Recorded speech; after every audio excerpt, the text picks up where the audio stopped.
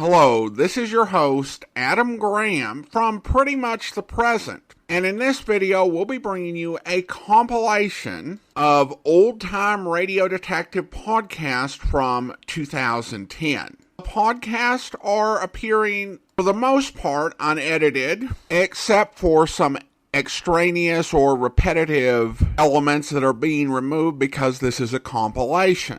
As I said, these are old, so any websites or offers mentioned may not be valid at the time you're listening unless you find them on our website currently. Now, with that said, here is a week of old-time radio detective podcast.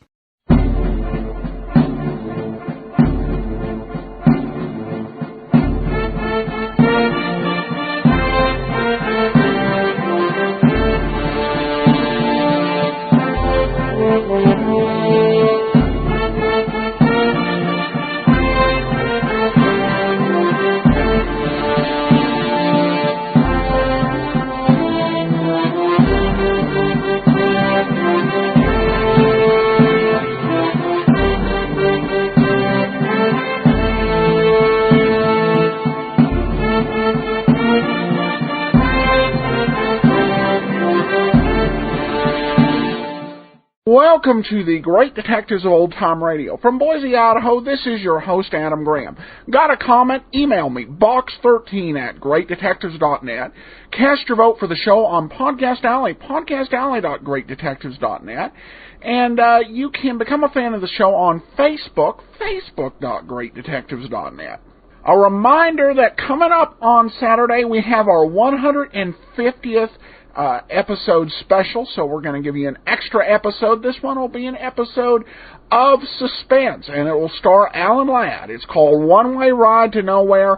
You're going to enjoy that. And before we get into today's episode of Box 13, I do want to let you know about Audible. Audible has a great offer going for listeners of the Great Detectives of Old Time Radio, where you can sign up, try it out for 2 weeks, and get one free audiobook.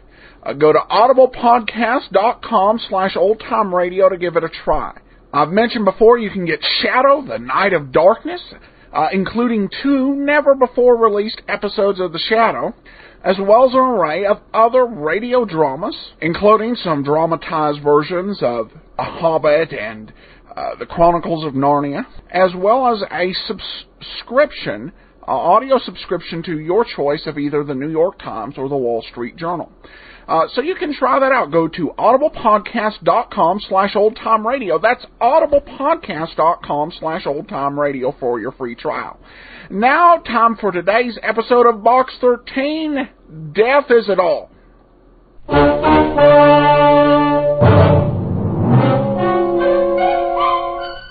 Box 13, with the star of Paramount Pictures, Alan Ladd as Dan Holliday.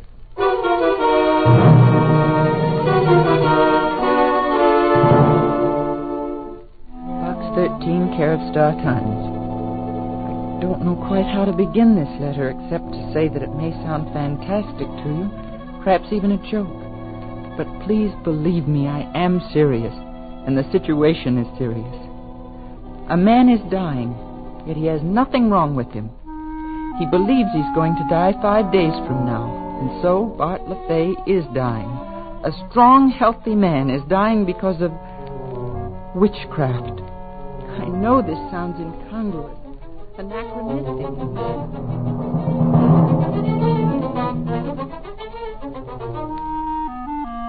this 20th century. But if you will come to Bayous, Louisiana, you will see for yourself and perhaps be able to help. Sincerely, Doris Gordon. Sure, I laughed when I sat down to read Miss Gordon's letter. But the laugh stopped in Bayous, Louisiana.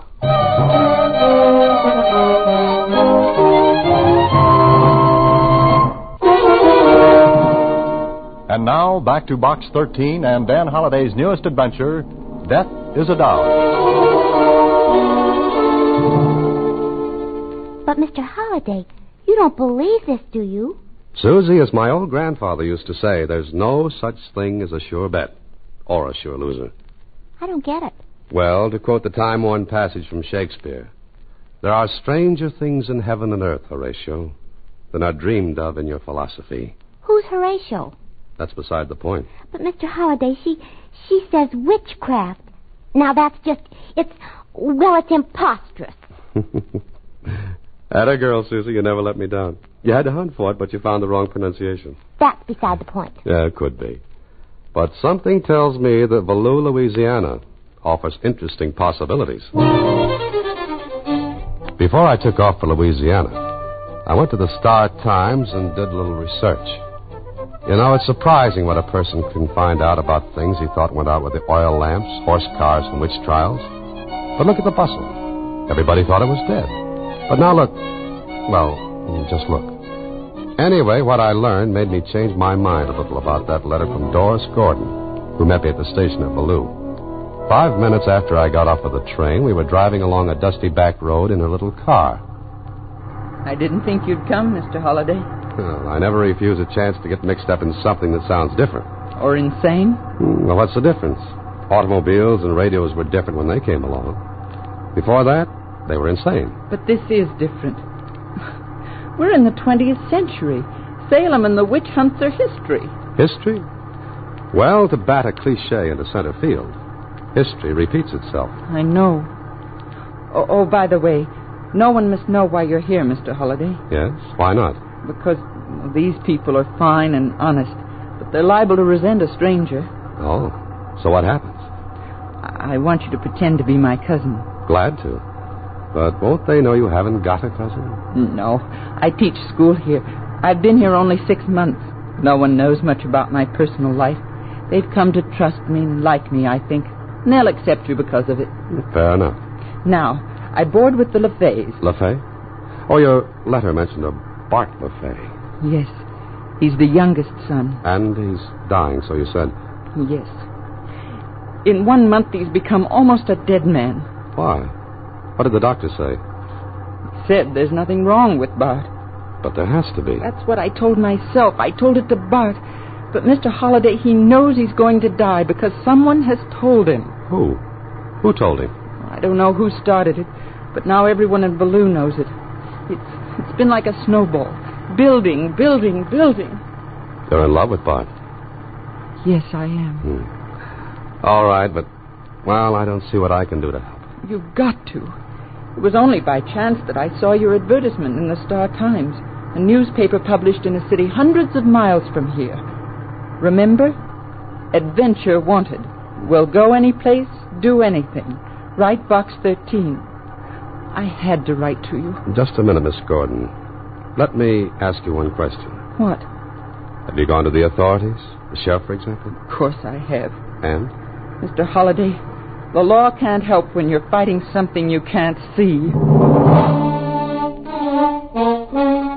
So I was taken into the LaFay home as Doris Gordon's cousin.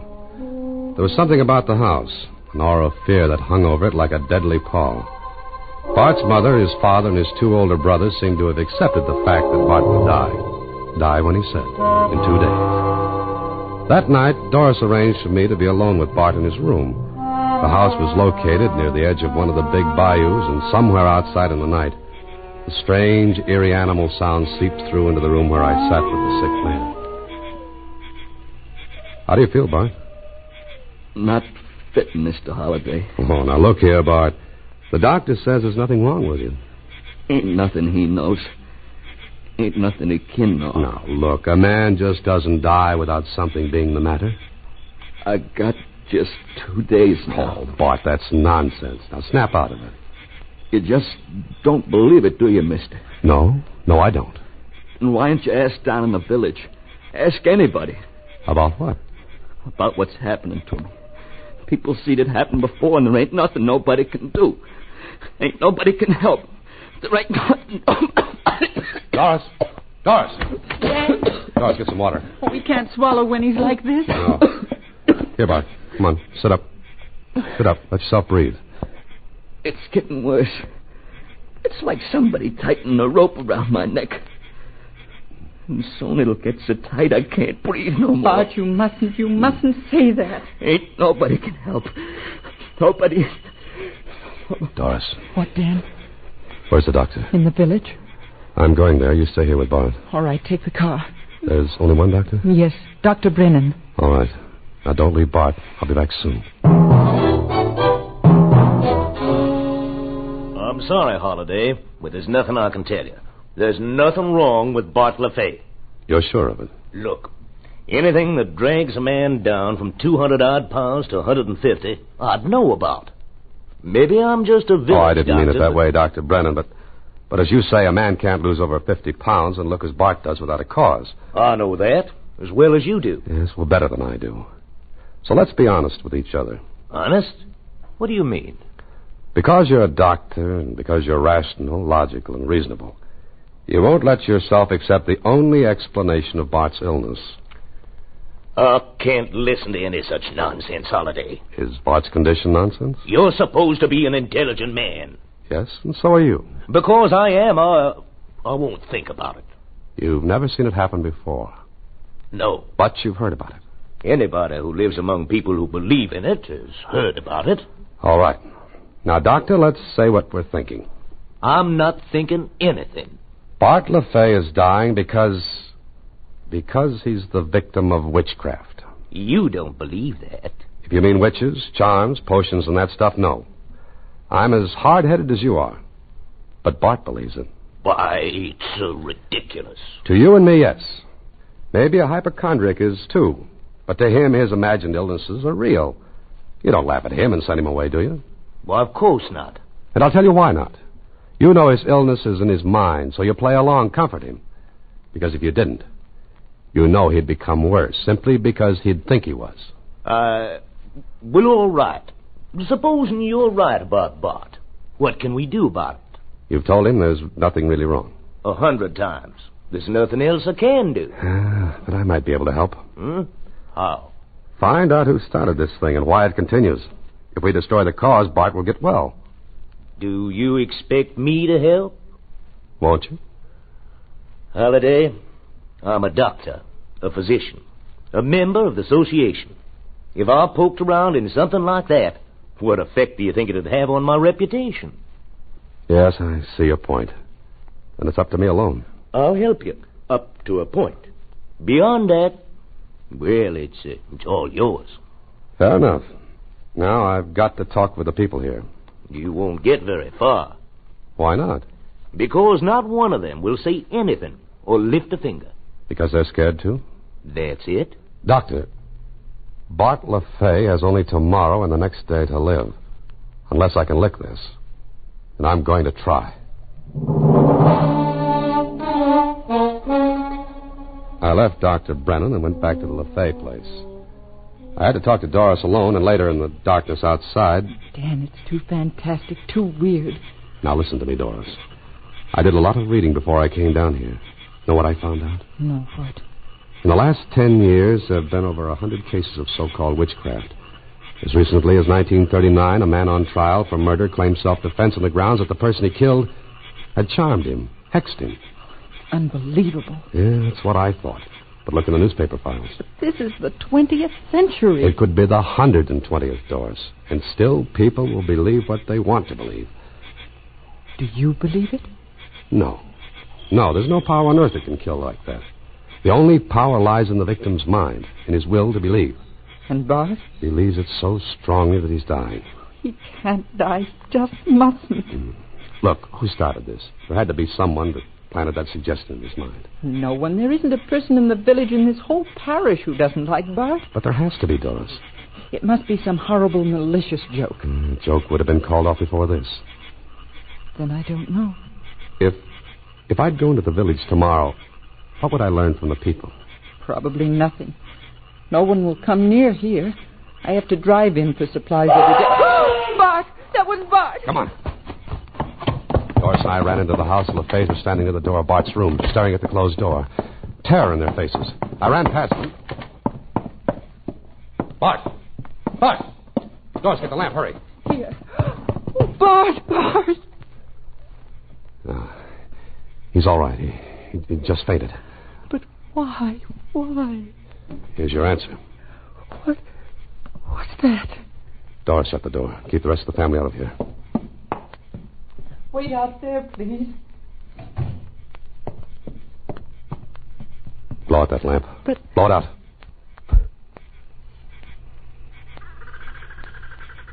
What are you looking at? Is there somebody in the clearing outside? No. No, not a soul. I didn't expect to see anyone. You didn't expect? Look. This charm that made Bart scream was tossed in through this window, Doris. And nothing supernatural or magical about it. It was a human being who tossed it in. But why? To let Bart know he has only 2 more days to live.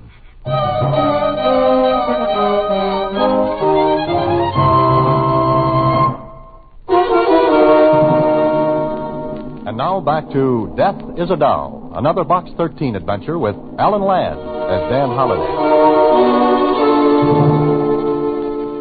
It wasn't pretty, that charm. The way it was made with feathers and leather and bits of bone gave me a cold chill. I stuck it in my pocket and then took it out again. It was silly, but I didn't want the filthy little thing near me. Bart came to. We made him comfortable, and I spent the rest of the night sitting by his bed. Then, the next morning, Saturday, Doris drove me into the village. While she did some errands, I went into the general store. Morning, mister. Oh, good morning.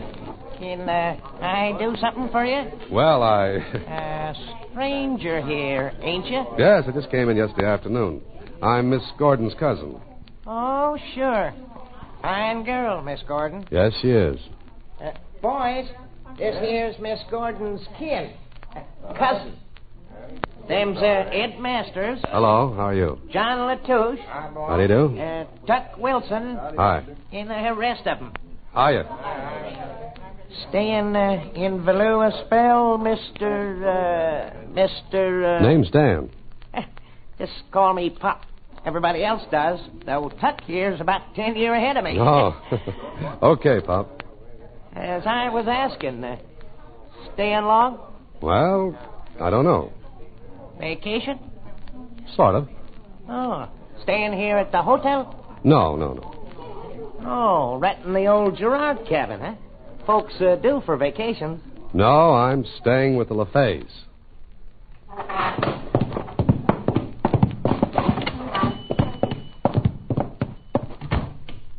Well, I must have said something wrong. That's one mighty good way to clear the store. Just mention LaFays. Aren't the LaFays liked? They was. Was? You come in here to buy something, mister? No, Well, then I gotta get busy. I gotta get some stock put away. Oh, now, just a minute, Pop. Huh? Want something? I want to know something. Maybe you can tell me. Depends. I don't know much. I'll make it worth your while. You can put away your money, mister. If and I wanted to make talk, I wouldn't take no pay for it. Oh, I see. I'm sorry. You ain't staying long with the LaFays, are you? I don't know. You better know. Listen, Bart LaFay's dying. Is he? You know he is. He's been ailing, not been fitting. Pop, who's doing it to him? I ain't got no idea what you're talking about. I think you have. You can't stand by and see a man die like that. Sooner or later, we all got it. Pop, if you can tell me anything that... Ain't no use of asking me. But effing you want advice, mister, don't stay no more at the LaFays. I gotta get back to work. Oh, now, wait a minute, Pop. Well, it was useless to try that anymore. I went outside and stood there for a moment. Then I glanced back at the store, and staring out at me from a window was the face of a girl. About 18. And if ever a face showed fear, there it was. Before I could move, she pulled back and away. Outside in the street, little groups of people stared at me, and when I looked back at them, they walked out of sight. Farther down the street, I saw Doris, and she was talking with a big, husky fella, and I walked toward them. Dan, what did you find out? Nothing. Oh, I knew it. Oh, Dan, this is Didge Lawson, Bart's best friend. Didge, this is Dan Holliday, my cousin. How are you, Didge? Fitting? Them yellow livers was scared, huh? Looked like it. Look here, mister. I ain't scared. If you want any help, I'll give it to you. Thanks, Didge. But can you help? Maybe. I've got an idea. An idea, Didge? About what? Look here. Someplace out in the bayou, is what's killing Bart. In the bayou? Yeah.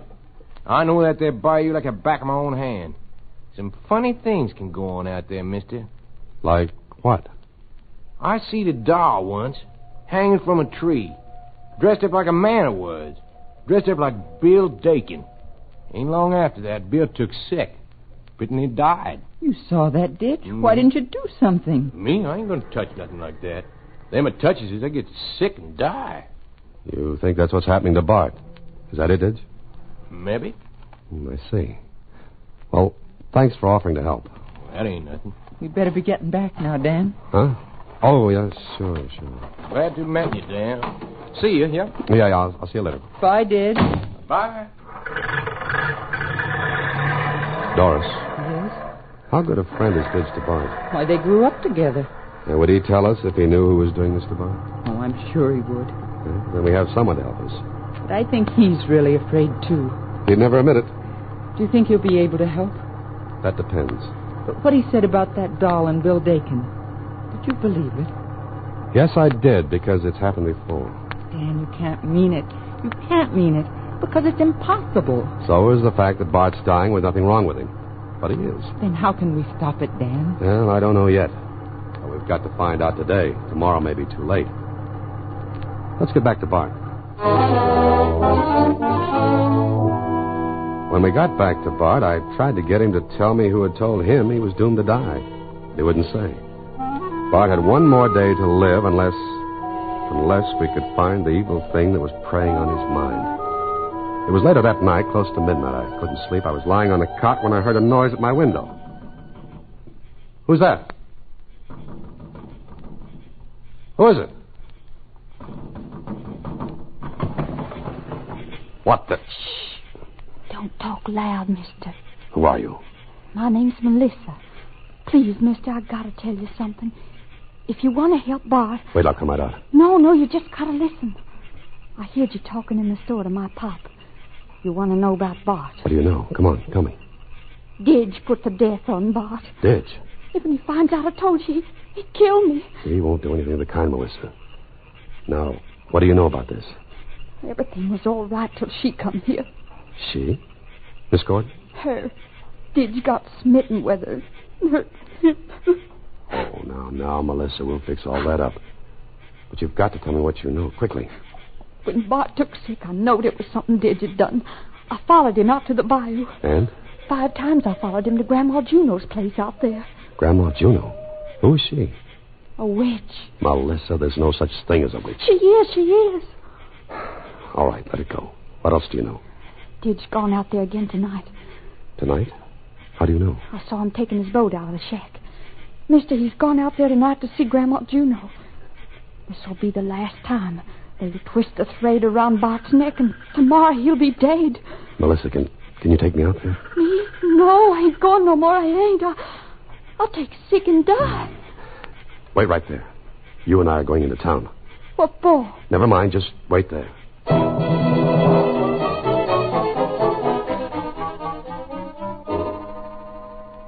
I awakened Doris, told her what was happening, and took her car, and Melissa and I drove into the village. Later, she, Dr. Brennan, and I went out to the edge of the bayou, and... If a word of what I'm doing gets around, I'll be done for. You've got to help, Doctor. All right. Melissa? What? You sure that you can lead us to Grandma Juno's in the dark? I think maybe so. Well, come on, we're wasting time. Get in the boat, Doctor. Okay.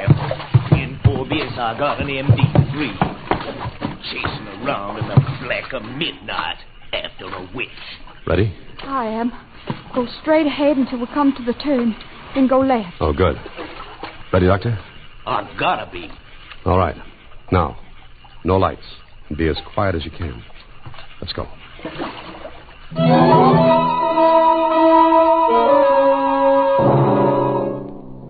Maybe I'll live to be 100. Maybe I won't. But I'll never forget that midnight boat ride. All around us, the huge cypress trees jutted up in the moonless sky. The drooping Spanish moss brushed our faces, and it was too dark to see a foot in front. But Melissa, she knew what she was doing and where she was going. Once or twice, a dark shape in the water bumped against our rowboat and slithered away. Then... It's right up ahead. I can't see a thing. Melissa, you're sure? I know it. You can believe her, Dan. These people know their way around these bayous with their eyes closed. Look.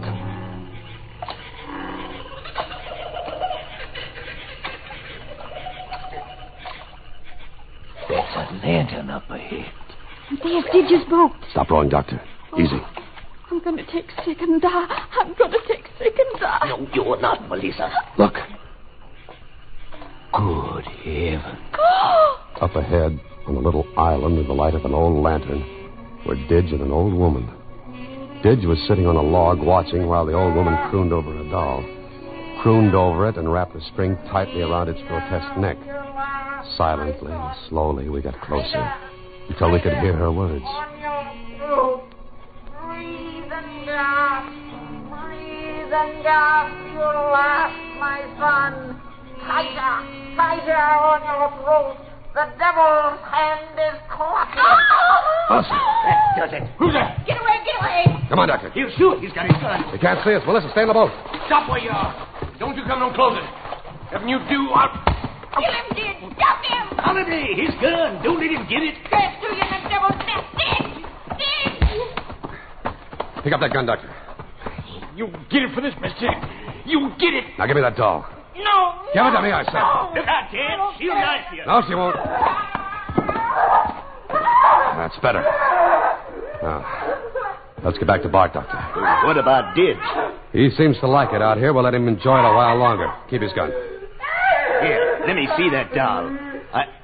Why, it looks like Bart LaFay. Sure. It was Bart LaFay. Huh? Never mind now. Let's get back.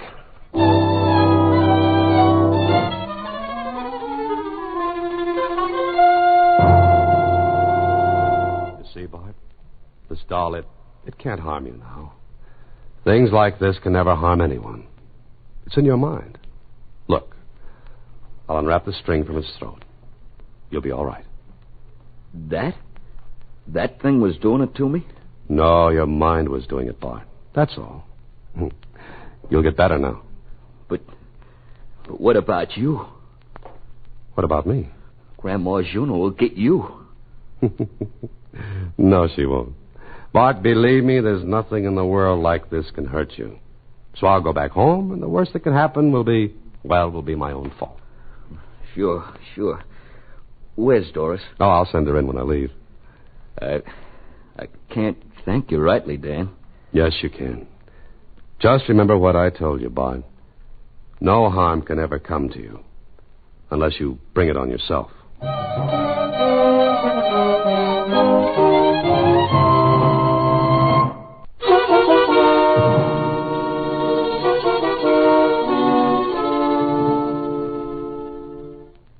Gee, what a nasty-looking little doll. It's not pretty. And he actually believed this was killing him? Well, he knows better now. Do you feel all right? Of course, why? Well, I just hate to think of that terrible old woman sticking pins in you. Oh, not a chance. Now, let me sit down and look at the mail. Oh, Mr. Holliday, what's the matter? Oh, I felt as though something struck me. Mr. Holliday, Susie. Oh, my knitting needles. Yeah. Good night, Susie. Next week, same time, through the courtesy of Paramount Pictures, Alan Ladd stars as Dan Holliday in Box 13. Box 13 is directed by Richard Sandville, and this adventure was written by Clark Robley. Original music is composed and conducted by Rudy Schrager. Part of Susie is played by Sylvia Picker. Production is supervised by Vern Karstensen. Box 13 is a Mayfair production from Hollywood.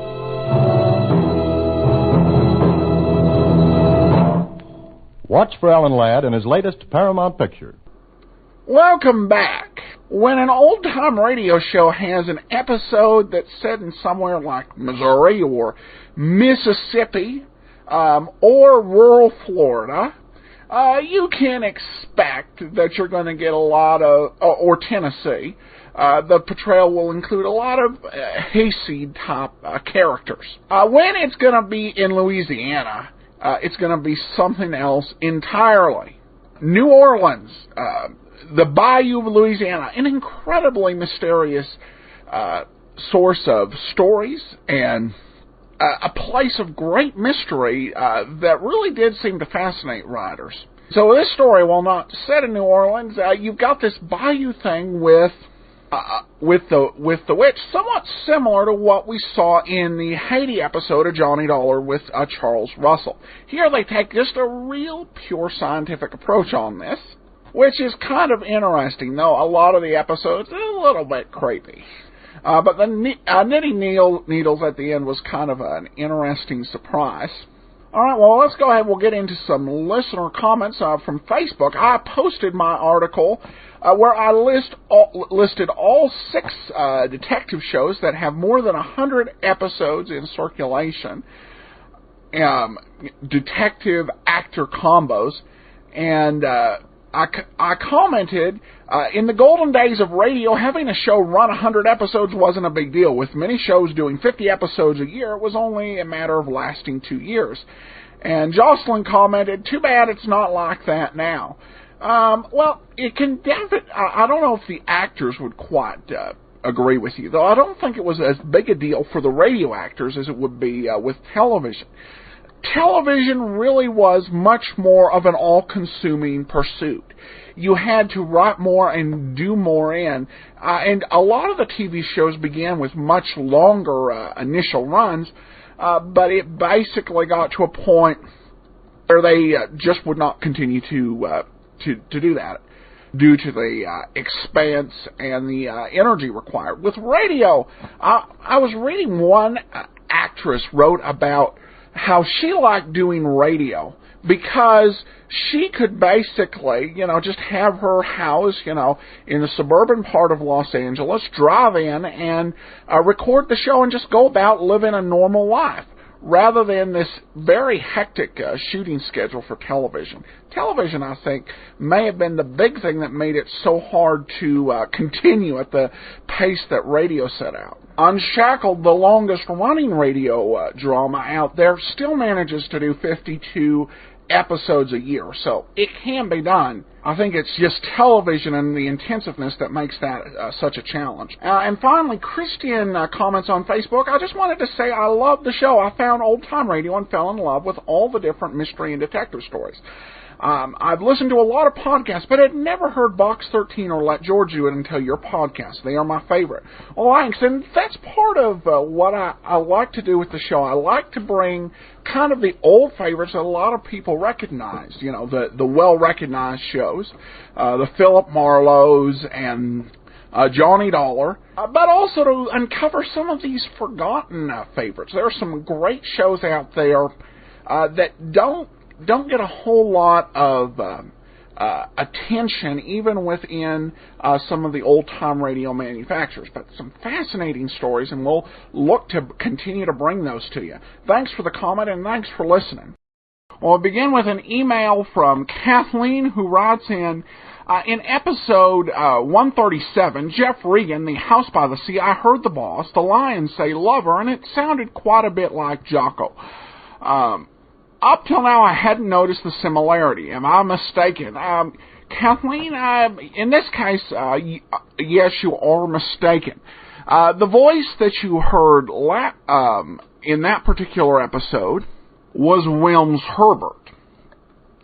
That was the first lion. We're going to get a new lion tonight, and we'll tell you a little bit about him once we get back. Then she seconds votes for Sam Spade and Philip Marlowe, and joyfully endorse more Rathbone and Bruce Sherlock Holmes movies. Well, we've got a couple more we can bring you, and our next movie will actually be Terror by Night. So you'll definitely enjoy that, and the rest are under copyright. Before we get started, I do want to remind you about Audible. With Audible, you can get a free audiobook or old-time radio set. I recommend The Shadow, Not a Darkness, but there are more than 70,000 audiobooks and collections to choose from. And you can get a free audiobook with your 2-week trial. Go to audiblepodcast.com/oldtimeradio. Now we do about to get into our show. We did actually have a lost episode here. There was a show called Forgotten Feud, and that one I can't find or locate, and it's not in general circulation anywhere I could find. So we're going to go ahead with the episode, The Lady with No Name. So let's listen, and then we'll come back. My name's Jeff Regan. I get 10 a day in expenses from a detective bureau run by a guy named Anthony J. Lyon. They call me the Lion's Eye.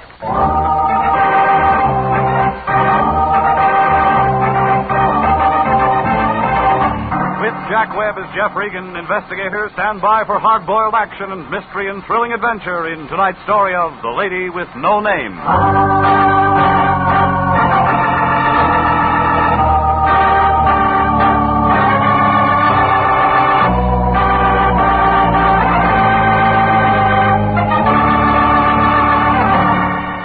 The next time you're out for a drive, pick up Olive Street along about the 700 block. You can't miss it. It's a big building made out of white granite. The Cosmopolitan Building. The man who built it is doing a long run up at San Quentin for graft. Anthony J. Lyon, the guy I work for, rents an office in that building. International Detective Bureau, Suite 308. A couple of rooms with a connecting wastebasket. The Lion has the only desk in the office and a typewriter that Remington dropped from their catalog back in 1915. Well, I walked in last Tuesday at 10 a.m. The office was full of taboo.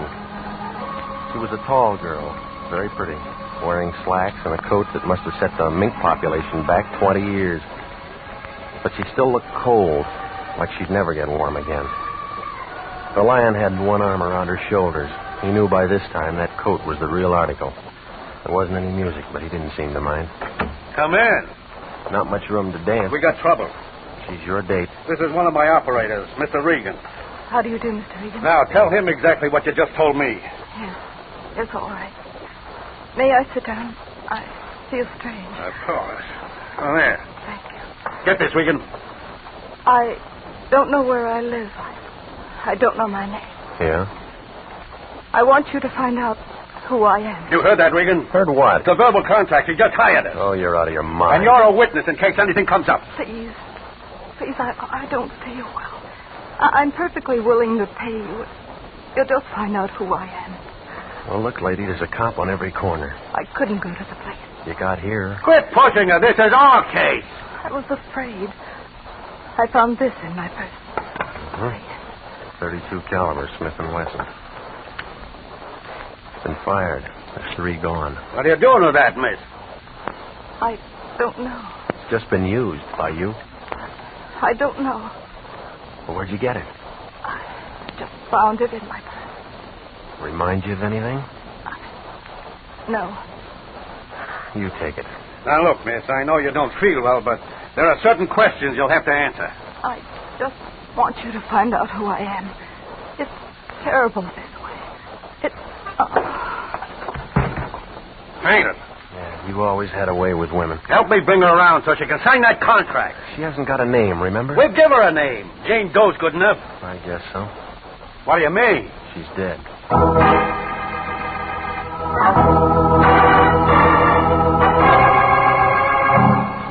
The Lion just stood there. He looked sad, like a water buffalo caught in a drought.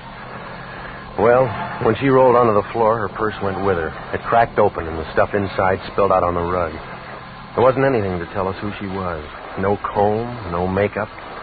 Nothing but a house key and a receipt for a cab ride dated that day. There wasn't even a label in that mink coat. Nothing to go on. I might as well have tried to walk to Catalina. I told the Lion to phone the coroner's office, and I hopped over to the cab company. They told me that the receipt came from meter 212, driven by a man named Sylvia. He worked the call box at Hollywood and Western. He was a little guy. I figured he got the job because they ran out of big uniforms. They double-crossed him on that cap. If it wasn't for his ears, he'd have been wearing a snood. Sorry, Bud. I got a fare. Where is he? Under the floorboards? I got a fare. Yeah, you said that. Where? In there eating. Your flag's up. I'll pull it down. Happy? You Johnny Serby? Whose nose are you? They told me I'd find Serby in this hack. Who told you that? Cab company. They don't know any more than you do. Now, look, never mind the jokes. Just give me that straight line. Nix, we got out this company uniform. Well, we're going to get it back if you don't open up. Get it out. All right. Louise pulled out 3 weeks ago. She took all the furniture with her. You can collect from her. I'm not the finance company. No? Here. Oh, private people, huh? Well, who's getting conned? Did you carry a brunette in a mink coat sometime this morning? Maybe. Where'd you drop her? Downtown, 6th and Grant. Where'd she live? Ask her. I'm cruising in from the fair. Where'd you pick her up? In Burbank, Hollywood Way, and Kensington. The fair's in Pomona. You took the long way. I like to drive. It's company gas. Yeah. She was nice, real nice. You know what I mean? Real class. Okay. Oh, wait a minute, will you? Yeah. We didn't go anywhere, but time's up. It's 5 even. Fast meter. Hey, you want me to tell you about the guy? What guy? Tall, dark-haired, brown sport coat, movie type. Go on. He was chasing her when she caught my cab. He looked like a match. Was it? Ask him. Is that all? She got in, we drove away. Right here. Thanks. No tip? Like you said, we didn't go anywhere.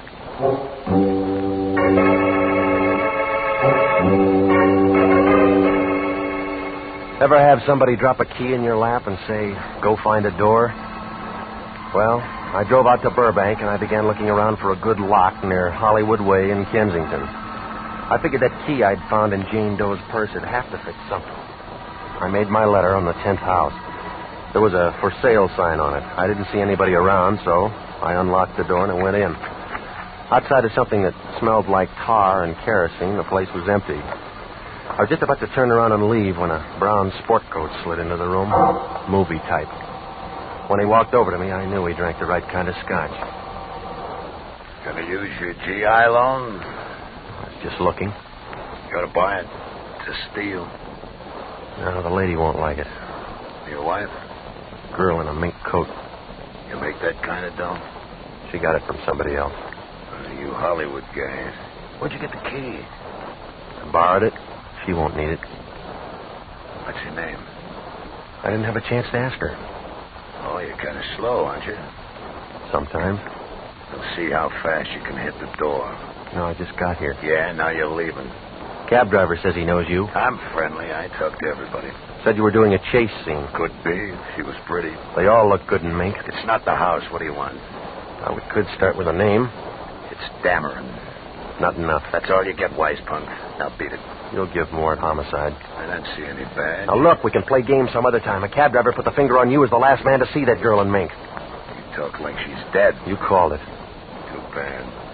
There's a lot of fur coats in L.A. and a lot of guys chasing them. You got nothing. That's what they always say downtown, but you'll talk. I don't figure on leaving, but you're going on your way right now.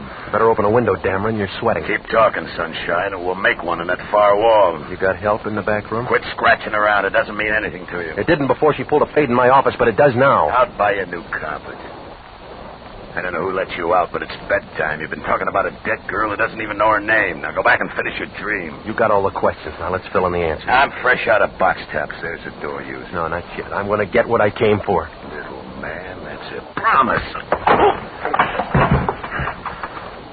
You're out of condition, Dameron. You're in a great position to throw that line. Oh, you got talent, mister, but it's still raw. Come here. Now, come on, get up. I'm not through. That's where you're wrong. It's a big Luger. Makes the same size hole. All right, punk, you got a name? A lot of them for you. School isn't out yet. Just answer. It's Regan. Okay, Regan, let this sink in. Forget you ever saw any dame in a mink coat. Forget you ever saw me. That won't be hard. Look, Junior, you just lost the round. Now remember what I told you. Have a memory lapse. Is that clear? You made your point. Now blow. You always use a Luger? For close work. Well, then that 32 doesn't fit. What 32? The one that the girl was carrying. You got it? No, I gave it a homicide. Good. It saves me a trip downtown. You're not worried? No, I'm very happy. Huh? Today's my birthday. That's the reason you're walking out of here.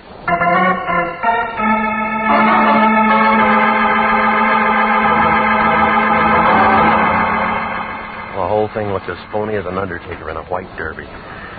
Well, I went back to the office, and the Lion was sitting there with a bottle of beer and a sandwich that looked like a couple of end tables. He stopped chewing when I came in. What's her name? It's still Jane Doe. You've been gone 4 hours. Movie? They don't open till noon. All right, where you been? A vacant house in Burbank. I trailed it up from that cab receipt. What'd you find? A guy named Dameron. What'd he say? Nothing. Shy? Tough. That where you got the egg on your chin? He was nervous. When you gonna learn to be nice to people? He had a gun, too. Tell me more. That's all. I like this. It's got possibility. All right, take off your saddle. The race is over. When the coroner's boys showed up, they told me why she dropped. That's easy. She died. Poison. Without an autopsy? Something about her color. It isn't official, but we can work on it. Suicide? Murder. Why murder? They feed themselves iodine and sleeping pills, but they don't take aliseed. What's that? A hot drug with a petrol base. It burns. Homicide will handle it. Sure, homicide will handle it. Only we got things to do. We got a stake in this. You made her the client. We're going to give her service, dead or alive. What does Wendetti say? I don't pay Wendetti. We find out who she is. All right, you try. Her picture shows up in the paper. She drops dead in our office. How'd it make us look? They sent in the first string when she died. You'll clear this up before homicide does. They'll lift your license. We won't need it. What do you mean? I still got Exhibit A. What? Smith & Wesson, 32 caliber. You're withholding evidence? I forgot to give it to them. All right, now give them a call and tell them. That was 5 hours ago. You make the call. All right, I'll tell homicide. They'll give me a break. That's what Dillinger thought. Give me the gun. They've got Jane Doe's prints on the wire. They'll have the answer in 10 hours. Cut that in half, Regan, and we've won the championship. You'll have to give the cup back. You cheated. When I left the Lion, he looked happy, like a guy who just figured the mystery melody. I had the gun with 3 bullets gone that Jane Doe had been carrying in her purse, the Lion in back of me, the police department in front. That left me about as much chance as a blue peanut on a wedding cake. I knew that if I walked into homicide with that .32, they'd hold on to me like a season pass. I had to find out who it was registered to, so I gambled and I went down to the city hall. I went in the Temple Street entrance, room 11, personnel division. If I pegged it right, I could get the dope on that gun without getting involved. I figured wrong. Can I help you? You in charge here? Lunchtime, yeah. Whose name matches these numbers? Small arms? Yeah. What authority? I just bought it. Want to know if it's clean? Yeah. Caliber and make? It's a .32, Smith & Wesson. Okay. Smith & Wesson, 32. Yeah, right here. Got the weapon with you? No, why? No rule. No gun, no vitals. I got it. Here. Okay. Purchased August 1929, factory reblue job 1931, owned by American Trust and Loan, permitted to Dale W. Curtis. Thanks. I'll have to ask you to wait. Why? No rule. Got to run them all through ballistics. Anything special? Maybe. Found a guy floating around Silver Lake this morning, full of 32s. Who? Working on it. Have to ask you to wait. No, I can't. I haven't had lunch yet. Stick around. We may invite you. I don't like your food. Oh, don't worry. You can have anything you want the last day.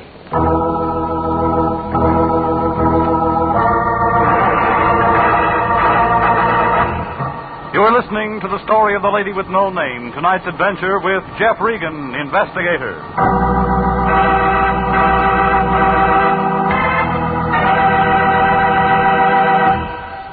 If you are a graduate registered nurse, please listen carefully to this important message. 29,000 nurses are needed to join the new Army Nurse Corps Officers Reserve. If you're a registered graduate nurse between the ages of 21 and 45, drop a card for complete information to the Adjutant General, Washington, D.C. And now, back to the story of the lady with no name and Jeff Regan, investigator.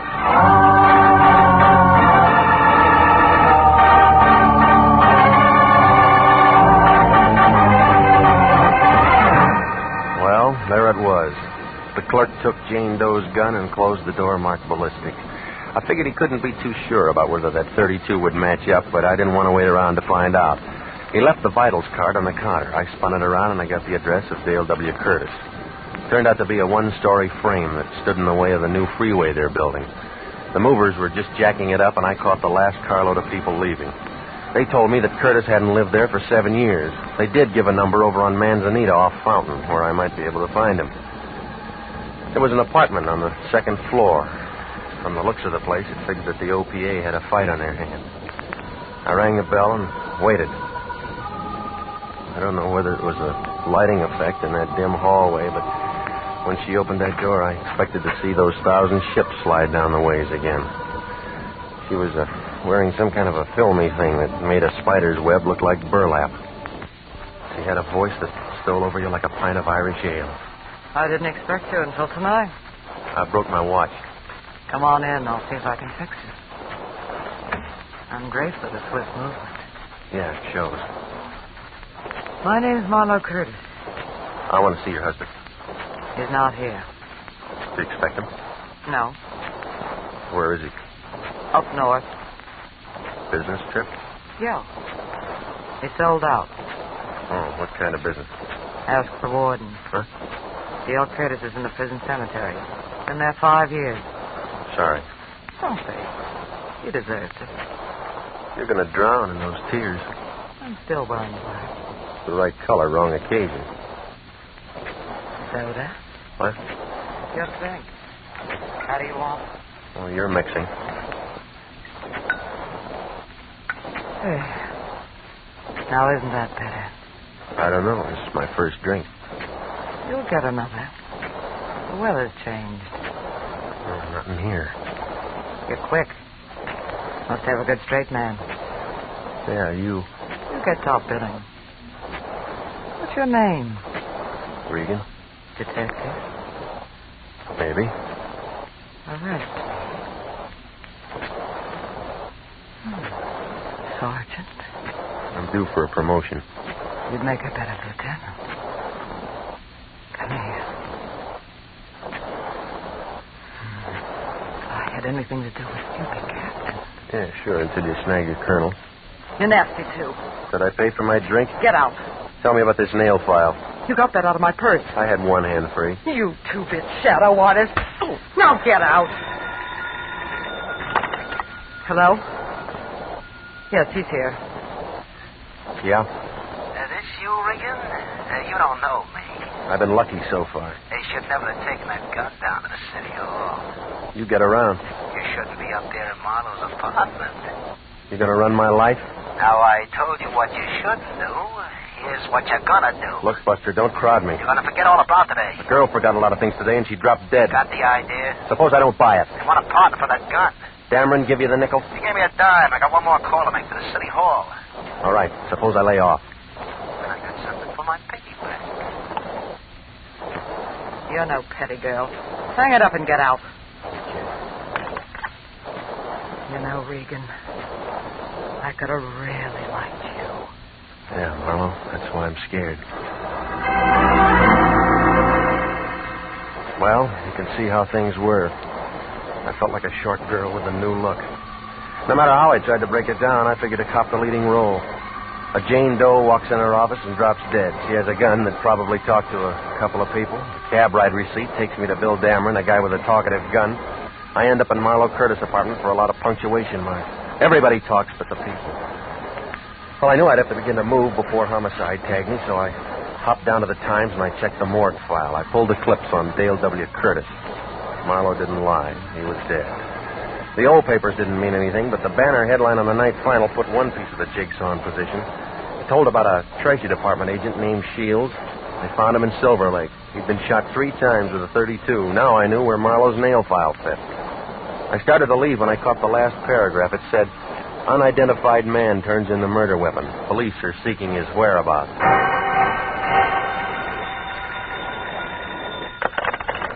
Yeah. This is Lane. I've been calling your place for 2 hours. I just got home. Gonna give yourself up? It was your idea. Who's Jane Doe? I don't know. Why? You got a badge, you try. Look, Regan, you're hot. Every prowl car in town's looking for you. Yeah. You better start filling this in or they're gonna get you. Now listen, big shot, you're in this too. Not from where I sit. I gave you the gun. Well, send me some dough over here. I don't have enough for your pay. I need some money for cab fare. No petty cash in the office. Don't lie to me. What about that money you got out of Jane Doe's purse? What do you mean? She could have never got up there without cab money. Well, she must have lost it in the elevator. Look, I haven't got time to play games. Now send it over. How much do you need? $10 won't break you. Where you going to, Yuma? I'll expect it in an hour. Goodbye. Hello? Hello, Dameron. Always lock your door. I wouldn't stop you. You'd crawl under. Come on in, fellas. It's drafty out there in the hall. You got a parade permit? Rodney, say hello to Regan. I already did on the phone. What about Slim? Hiya, Grogan. His name's Regan, isn't it, Big Mouth? Sitting right next to Rodney when he made that call to you, it was perfectly clear to me. Wasn't it clear to you, Big Mouth? Rodney told you to lay out, but you just had to get onto that newspaper, didn't you, Big Mouth? Rodney, Slim. Slim on the bed. All right, let go. Now, Regan, once more, they got a gun downtown. They got a dame and her prints are going to fit it. They got a stiff and that gun's going to fit him, okay? And I'll lay you off. You said that before. Rodney, Slim, hold his arms. Now, Regan, I know you understand me. I said all the right words. Maybe my punctuation's bad. Lay off. Period. Lay off. Period. All right, leave him in the bed.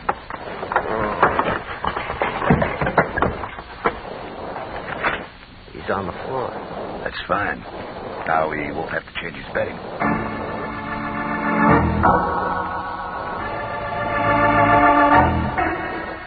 Dameron was good. When I got up, my face looked like a relief map of Death Valley. He was wearing a signet ring. He left out all the water holes, but the mountain ranges were rising fast. I figured I was safe now. That guy in the personnel office had never recognized me. Well, I was standing in the kitchen giving myself the cold water treatment when somebody knocked. I figured that was a switch, so I opened the door. It was that hacky, Johnny Survey. He had an envelope in his hand. Yeah? Hi. Remember me? You give up cab work? Oh, I found this under your door. Here. Thanks. Football? What do you want? Well, you asked me about a dame in a mink coat today. Now I'm asking you. I don't run a meter. Well, I figure all this might help. All of what? Well, I get to thinking about it, see, and then I think some more. Come on, get to the point, will you? You played a hand, now I'm playing a hand. Go on. Well, dames mean trouble, and mink coats, they mean double trouble. Yeah? Is it worth $5 if I remember another guy? Maybe. Well, he's all over the papers now. I seen him. Who? Shields, the guy they fished out of Silver Lake. Where? He was out in Burbank this morning, early. I thought you were at Pomona. I was, but... Well, I guess I wasn't exactly cruising. I got a friend lives out that way. Know what I mean? When was this? An hour before I picked her up. This guy they find in Silver Lake is walking around that house. I'm looking for a store for breakfast. All right, you eat. Well, that's it. After breakfast, I hop in my cab, and that's when I pick up the dame and mink. Why'd you bring me all this? Well, I figure we got somewhere this time. How do I get my tip? I gave him his $5 and he left. Then I opened the envelope he'd handed me. It was the money that I'd asked the Lion to send over. 2 $5 bills. Well, I looked at it, put it back in the envelope, stuck it in my pocket. So far, all I could see that I got out of this thing was a good beating from Dameron. The question still stood, who was Jane Doe? Well, I knew my next move. I wanted to hop over to the Treasury Department and see if my 2 matched their 2, and maybe between us we could come up with 4. I didn't have much to go on. It was just a hunch. I took Marlowe's nail file with me, and I walked in the front door of the Federal Building. I showed my license to the chief agent. That's right, one of our agents, Shields. They have the murder weapon down at Homicide. I know. All we want is the man that pulled the trigger. Well, I got an idea. I'll listen. What's wrong with these $5 bills? You can't spend them. I figured that. Where'd you get them? How bad are they? Lousy paper, rotten ink, terrible engraving job. You could do better with a rubber stamp outfit. Where'd you get them? Any of these been floated? We picked up a few. Was Shields working on it? That's as much as I can give you. Well, where'd you get them? The girl faded out in our office this morning. She was carrying them? Yeah. What's her name? That's what I got to find out. Jane Doe, huh? Well, that's what we called her. So does the paper. Same girl? Well, that's her. Any identification? Not yet. They've been running a picture for hours. I'm short on time. You're the guy. Wait a minute before you hit that button. Yeah? Your addition's good, but you haven't got all the figures. Don't make book on that. You're the #1 boy with me. You think I'd solo in here? You might. No, I got an ace. All right, so you keep your nails clean. Oh, look at it. It's a nail file. They cut dum-dums out of shields. Who told you? The second-story apartment was a deep hole. How did you know? You're holding the file that cut the grooves. You use it? I can give you the guy who did. Dum-dum makes a big hole. Ask Shield. Groove a tip of a 32 slug, it'll spread from here to Kansas when it hits. You can do it with a nail file. Maybe. Where's that apartment? No, I'm too close to quit now. I can't let you go alone. I got a big car. Now, before we go, mister, if no one belongs to that file, you belong to the gun. Well, in that case, I'll have a lot of time to do my nails. Well, it was a long shot, but that's all I had. The agent just sat there on the way over. He didn't say a word. Well, I figured he didn't believe me, but it was a short drive to find out. We hit Manzanita Street just after the dinner-time rush. It was quiet, and everybody was eating or they'd gone out for the evening. We climbed the stairs to Marlowe Curtis' apartment. I told the agent I wanted to go in alone. He didn't like the idea, but I explained to him that I expected friends and somebody should cover me from the outside. Oh, she looked even prettier than I remembered her. One tear was just about ready to take that last plunge across her cheek. What do you want? I brought you a paper. I've seen it. You know the girl? Yes. What's her name? Too late. For you, maybe. I gotta know. You wouldn't understand. Try me. You're still looking for things. No, not this trip. You didn't think I could cry, did you? No. I learned. Weeping over a nail file? I said you wouldn't understand. It split a slug in a treasury agent. I don't know. Well, I do, sis. You filed the grooves. Shows you how many times you can be wrong in one day, Regan. Kind of cramped behind that screen, Dameron? Small apartment. Yeah. Always wanted to get the girls a bigger one, but Marlowe's getting tried. You're wrong, Dameron. Not anymore. You've been around Regan too long, Marlowe. Now you got a mouth just like his. Big. I just figured out what he's been trying to do. You putting brains on the market, too? The Jane Doe you've been looking for was Evelyn. Your sister could have been a rich woman. Not with the kind of money you printed. You're playing this scene for her. I didn't count on murder. Evelyn forgot things. You killed her. It was no good. She couldn't tell the 5s from the 10s. I'm going to identify her.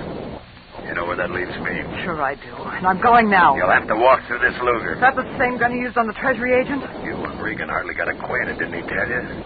Your sister did that for me. You're lying. Ask Regan. The nail file. That's right. Dum-dums. Evelyn wanted to be sure. Rotten.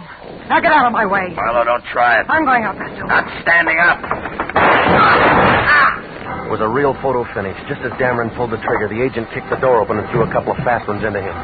I'd call it a dead heat, but you'd have to give the agent the edge. His first slug cut Dameron down like a blade of grass. I figured the second was for Shield. Marlowe wasn't in a hurry anymore. Regan. I'll call the doctor. Don't bother. I thought too big now. You're hurt, baby. No. I got bigger. I almost made it. Was a good try. That was Dameron. He's all used up. Good.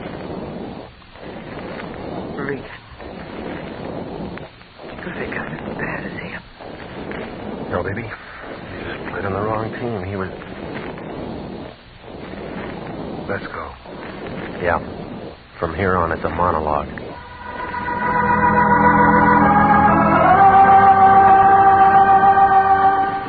Well, it was hard to figure. It was like trying to throw a saddle on a porpoise. I gave what I had to homicide, and it unbuttoned something like this. The girl who pulled a quick exit in the office, Jane Doe, was Marlowe's sister, Evelyn. She was front man for Dameron's bad money. She helped him pass it. The Treasury agent, Shields, got a little too close, so Evelyn pumped a couple of dum-dums into him. She did it for Dameron, and then he slipped her the poison. He figured this stuff would work faster, but she lived long enough to take that taxi ride to the office. Well, it didn't begin to make sense until I got down to personnel. I didn't think to check it before, but when I handed the clerk that gun, I noticed the tip of the slugs were grooved. Then over at Marlowe's, I picked up that nail file. It was full of lead filings. From there on, it was a fast reel. Dameron filled in the rest in the fight with Marlowe. Yeah, well, too bad about Marlowe. We might have had something. That's what I don't like about this business. You can't build friendship.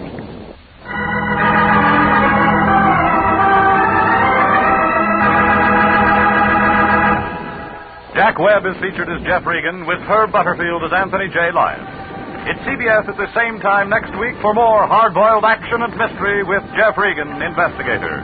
Written by E. Jack Newman, produced by Sterling Tracy. The role of Bill Dameron was played by Charles McGraw. Yvonne Patey was Marlo Curtis. Marvin Miller was the Treasury agent. David Ellis, Stacey Harris, Lou Krugman, and Bernice Barrett supported. Original music for this program is by Dick Arant. Bob Stevenson speaking. Jeff Regan, Investigator, is heard every Saturday over CBS, the Columbia Broadcasting System.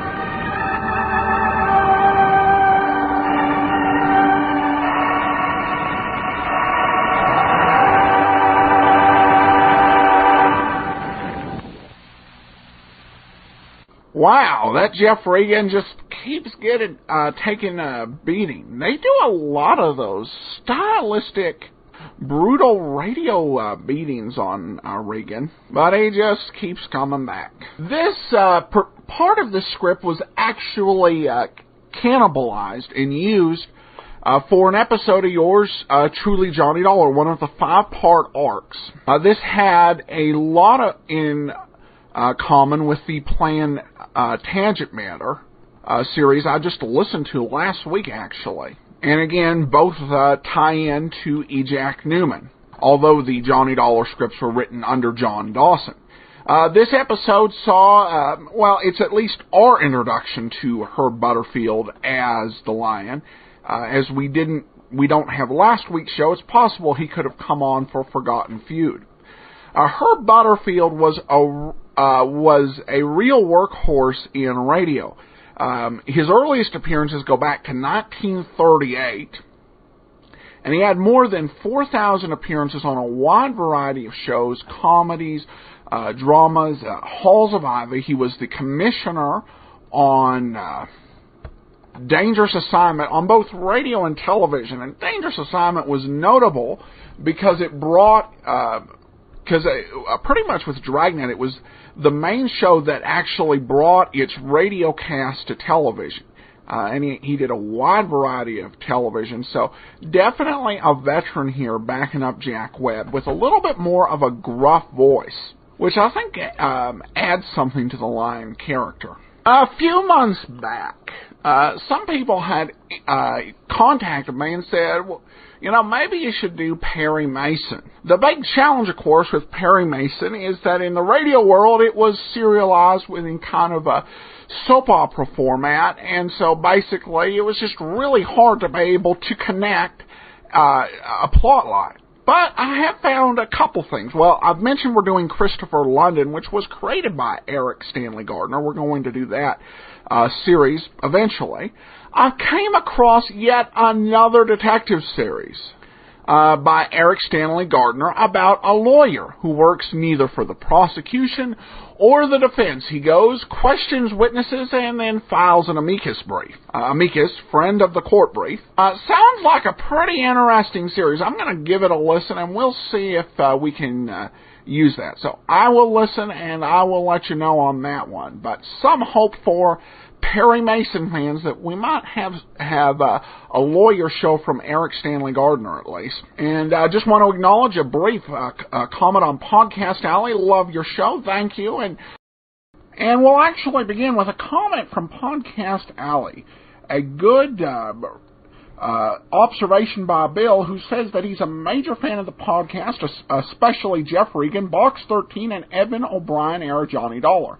Recently, I've added Let George Do It to my list of faves. The reason, Claire Brooks. Brooksy is often the voice of reason and an important element in the resolution of George's cases in a radio landscape littered with dim-bulb girl assistants and sociopathic femme fatales. The smart, intrepid Miss Brooks is a rare woman indeed. I think you're right. There really is a very strong team element in here that's different than most other detective shows. Unlike, say, Dan and Susie or Sam Spade and Effie, really a very solid working relationship. That's one of the real charms of the show. So good observation there.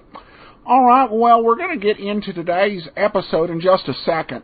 Usually at this point, we bring you a message about one of the programs we have at greatdetectives.net. However, I'm going to take a moment to let you know about something a little bit different without any commercial implications for the show. I'm a child sponsor through Compassion International. And one thing that was emphasized to me in a recent email is that Compassion has a large number of children available for sponsorship over the age of 10. And it can be harder for a lot of the children to find sponsorship just because we connect a lot easier with the younger kids. However, the older children still need help with the basic necessities of life, with health and education, basic schooling. Compassion is a very widely respected organization. I wouldn't sponsor with them if they weren't. And I encourage you to go to compassion.com, make a difference in the life of a child. Compassion.com.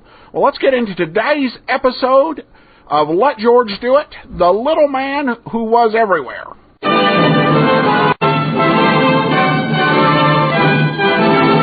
Standard of California, on behalf of independent Chevron gas stations and standard stations throughout the West, invites you to Let George Do It. The Little Man Who Was Everywhere. Another adventure of George Valentine. Personal notice, danger's my stock and trade. If you can't handle it alone without getting hurt, you got a job for me, George Valentine. Write full details.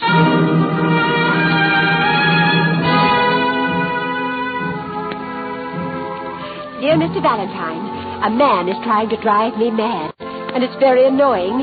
He's a little man with big glasses. I see him everywhere I go. What would you do if you kept seeing the same little man staring at you, sending you threatening notes? He has no right to do this to me. It's most inconsiderate. You must do something about him.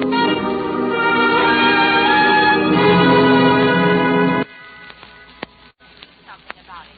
I shall be at my home, 940 Walton Drive, all day waiting for your call. It's signed Vivian Newcomb. Well, now, wait a minute. Let me see. Well, that's what the lady said, George. She sounds wacky. Oh, maybe she's just at the age when ladies are apt to see men everywhere. Yeah, but not little men with big glasses. I guess he really does exist if he writes threatening notes. Uh-huh. Okay, Angel, I'm intrigued. Let's go and see about this little man who is or isn't there.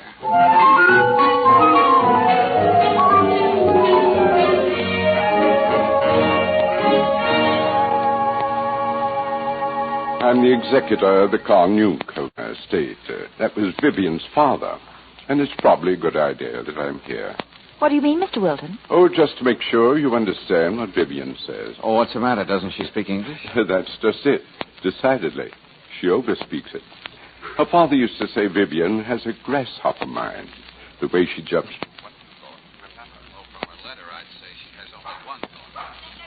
Fix the mother, Pierre. It's about the only time I feel Oh, Vivian. What? Oh, I didn't know you brought company with you, David. My dear, this is the gentleman. Oh, of course, Mr. Valentine. How do you do? This is Miss Brooks, my sister. How do you do? Do you know anything about French poodles, Mr. Valentine? Well, Pierre hasn't been himself the last 2 days. I believe he's liverish. Well, not to change the subject, Miss Newcomer, but wasn't there something about a little man with big glasses? Oh, I don't know where to turn. Whenever I leave the house, I know I'm going to see him. And he just stares at me. That man, Harry Sterner, is deliberately Trying to drive me out of my mind. Harry Sterner? You mean you know who this man is? Oh, yes. Davis, show Mr. Valentine those notes. They used to come every day. Just a few words scribbled on each. I see. Vengeance shall be mine. You mean just that, George? Uh-huh. Here's another one. You shall perish in the flames of your own conscience. Did the thought of her keep you awake last night, too? And more in the same groove. Say, who is this Sterner? You see, Mr. Valentine, the Newcomer estate consists almost entirely of a number of apartment houses down in the old river flat section. Apartment houses? Isn't that giving those eyesores a rather fancy name, Mr. Wilton? Well, I admit they were built quite a few years ago, but many people are satisfied to live in them. About Mr. Sterner? Some months ago, there was a regrettable fire in our place at 39 Morton Street. Unfortunately, Mrs. Sterner was lost in it. Oh, how dreadful. Oh, now I'm beginning to see what this is all about. And, of course, I'm terribly sorry for this poor man, Mr. Valentine. But why did he blame me? I had nothing to do with it. Miss Newcomer, did you ever show these notes to the police? Oh, yes, and they spoke to him. He stopped sending the notes, but he goes right on popping up everywhere and just looking at me in that frightening way. Say, come to think about it, haven't there been several fires recently down in that section? That's the other side of this problem. After the one in 39 Morton Street, there have been 3 others, all in our building. Luckily, the damage wasn't too great. Sterner? We don't know, but we'd like to. Oh, you must do something about that man, Mr. Valentine. Okay. Now, this Sterner, where can I find him? The poor fellow keeps sneaking back into the house at 39 so he can stay in the apartment he had with his wife. The building is boarded up, but he gets in and out. We overlook it. You must force this man to realize how unhappy he's making me, Mr. Valentine. Oh, I'm sure he realizes that, Miss Newcomer. I'm just wondering how unhappy he plans to make you.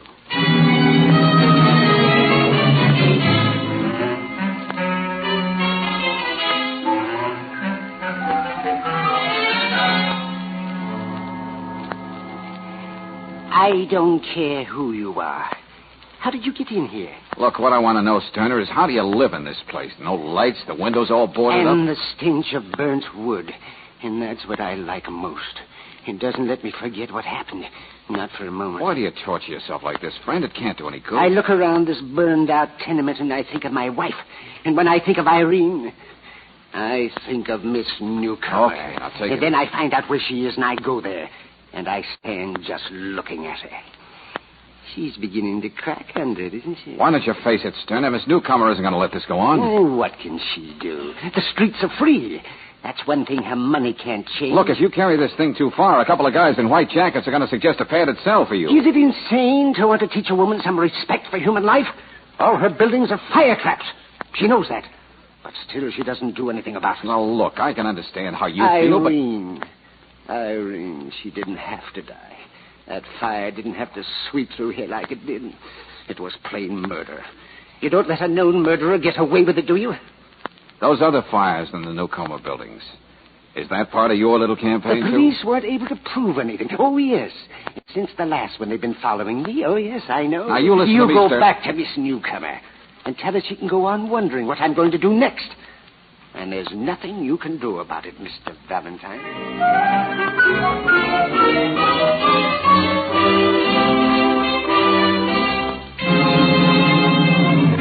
Miss Brooks, if it has to do with fires, the arson squad takes care of it.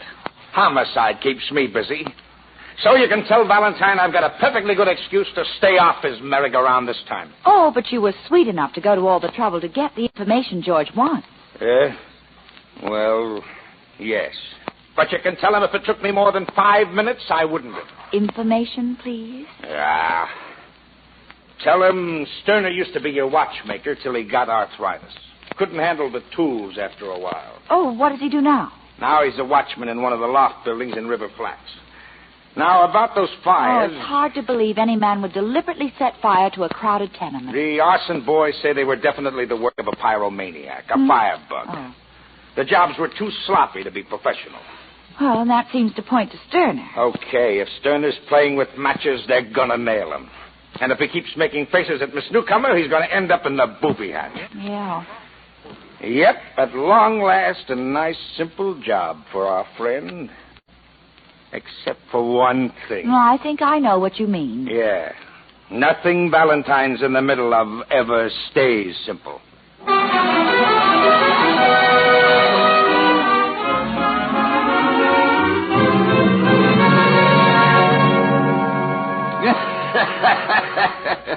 Yes, sir, Mr. Valentine. Yours truly, Edward Beasley, selling insurance for almost every company in the world, covering any risk except your chances of surviving an atom bomb.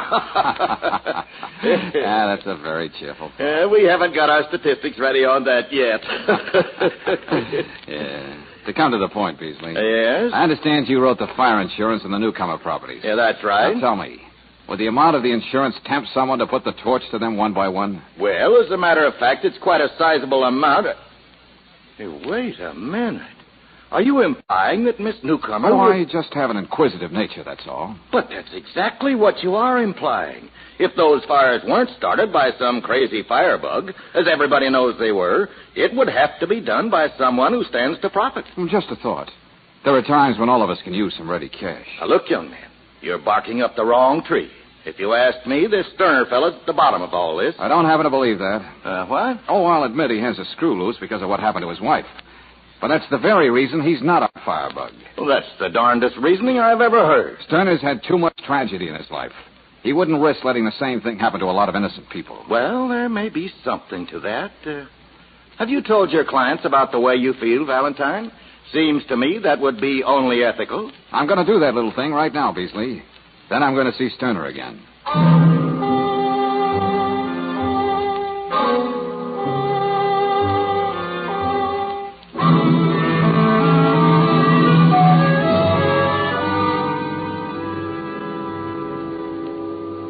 In effect, you're putting me and Miss Newcomer under suspicion. I only know the way I feel.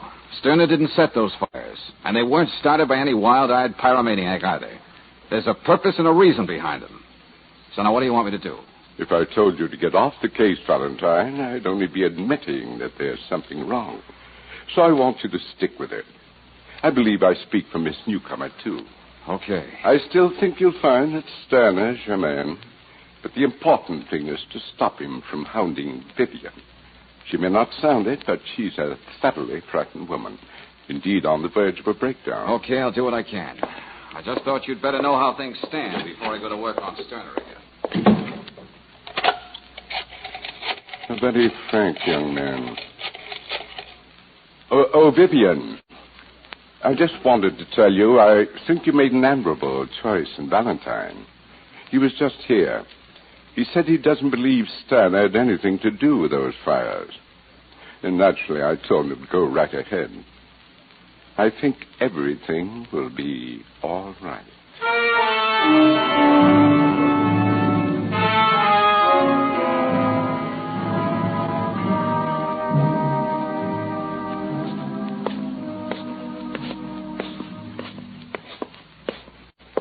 There are probably darker places than this, but I can't think of any, George. Yeah, Brooksy. I should have remembered to bring a flash. Wait a minute, I'll light another match. Yeah, we're almost up to the top floor now. You know, George, I could have sworn I heard someone downstairs in the hall. Oh, probably just plaster falling off the ceiling. Can't imagine anyone living here. You can imagine Sterner doing it. Ouch! Hey. Time out for another match, Angel. By all means, let there be light. Well, that's the door just ahead. You know, it's very interesting what Riley had to say about Sterner. I thought it was strange that a man as well-spoken as he should be living down in this section. Hey, Sterner, this is Valentine. Look, I got a few things to tell you. Come on, open up. Might be he isn't home, if you can call this home. Yeah, guess you're right. Well, we just have to wait for him. Oh, no, not up here we won't. I have a sudden desire to fill my lungs with good fresh air. All right. I think we can find our way down without this match.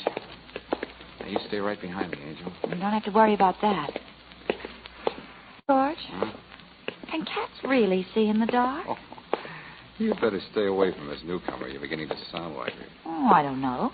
Cats and darkness. George! George!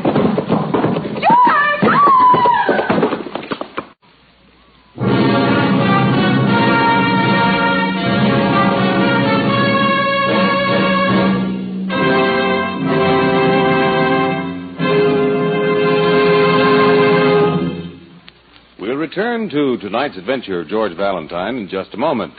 Meanwhile, a word about playing it safe. When you shop for meat, you're confident of quality because you know you're protected by health department regulations. But how can you be sure of quality when you're buying a battery for your car? The National Society of Automotive Engineers established protection for you when it established 3 rigid battery tests. Atlas batteries excel in all 3 of these tests required by the Society. Next time you look at an Atlas battery, notice the certified capacities embossed on the back panel, which also shows the number of plates in it. So for a sure starting battery with greater capacity through a longer service period, make sure it's an Atlas battery. You can get one at any standard station or independent Chevron gas station. Certified Atlas batteries and expert battery service are 2 reasons why independent Chevron gas stations and standard stations say and mean, we'll take better care of your car.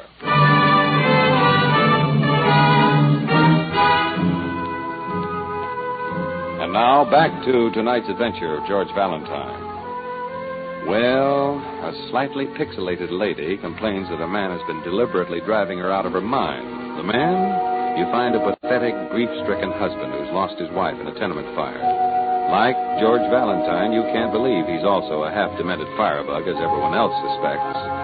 So along with Brooksy, you find yourself on the darkened stairs of a boarded-up tenement.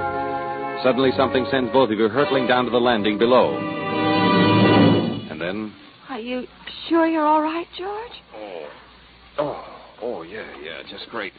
What about you? I'm still all in one piece, I think. Oh, I landed right on top of you, poor darling. Oh, good for something anyway. Hey, what the devil was that on the stairs anyway? Oh, never mind that now. You just stay where you are. I'll go get some help. Angel. We came into this place together. We're going out the same way. Here, give me a hand.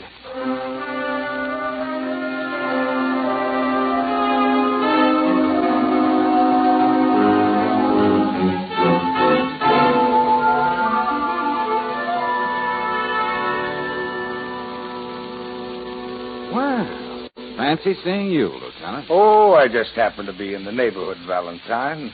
Couldn't resist dropping by at the office and seeing how quickly you heal. I thought you were going to stay off the merry-go-round this time, Lieutenant. Huh?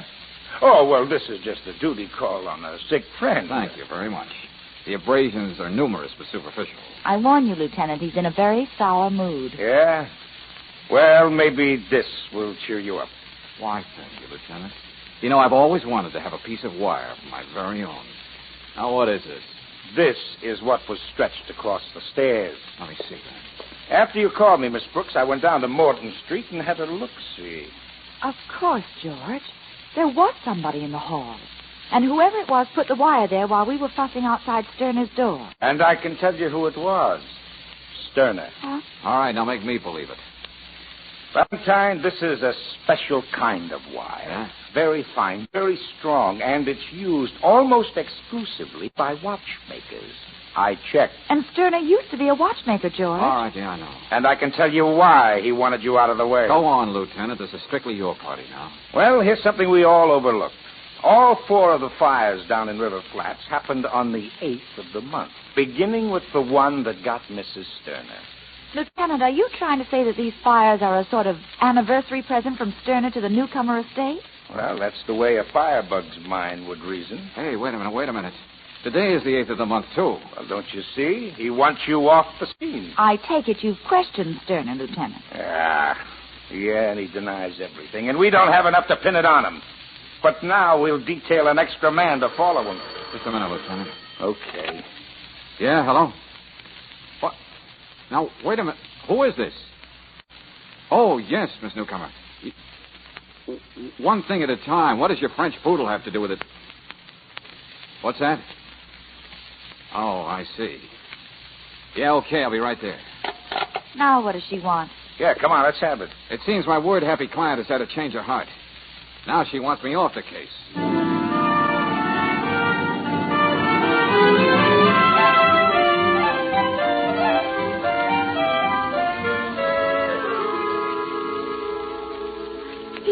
Pierre, my poor darling Pierre. Please, Vivian, I know how attached you were to the dog.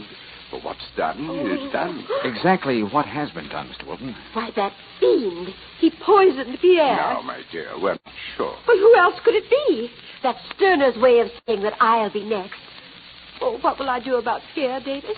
Shall I have him cremated or buried in a pet cemetery? I think that he would have wanted... Yes, I'm sure he would have. Now, what's this about me?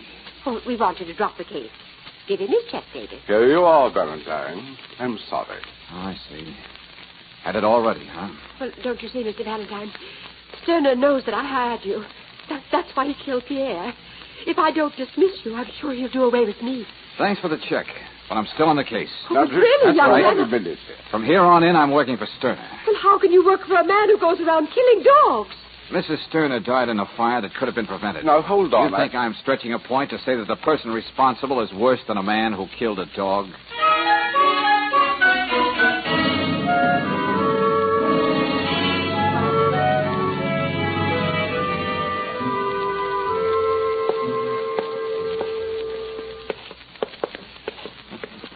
I see we're not going to have any trouble with booby traps this time, Angel. I bought the biggest flashlight I could find.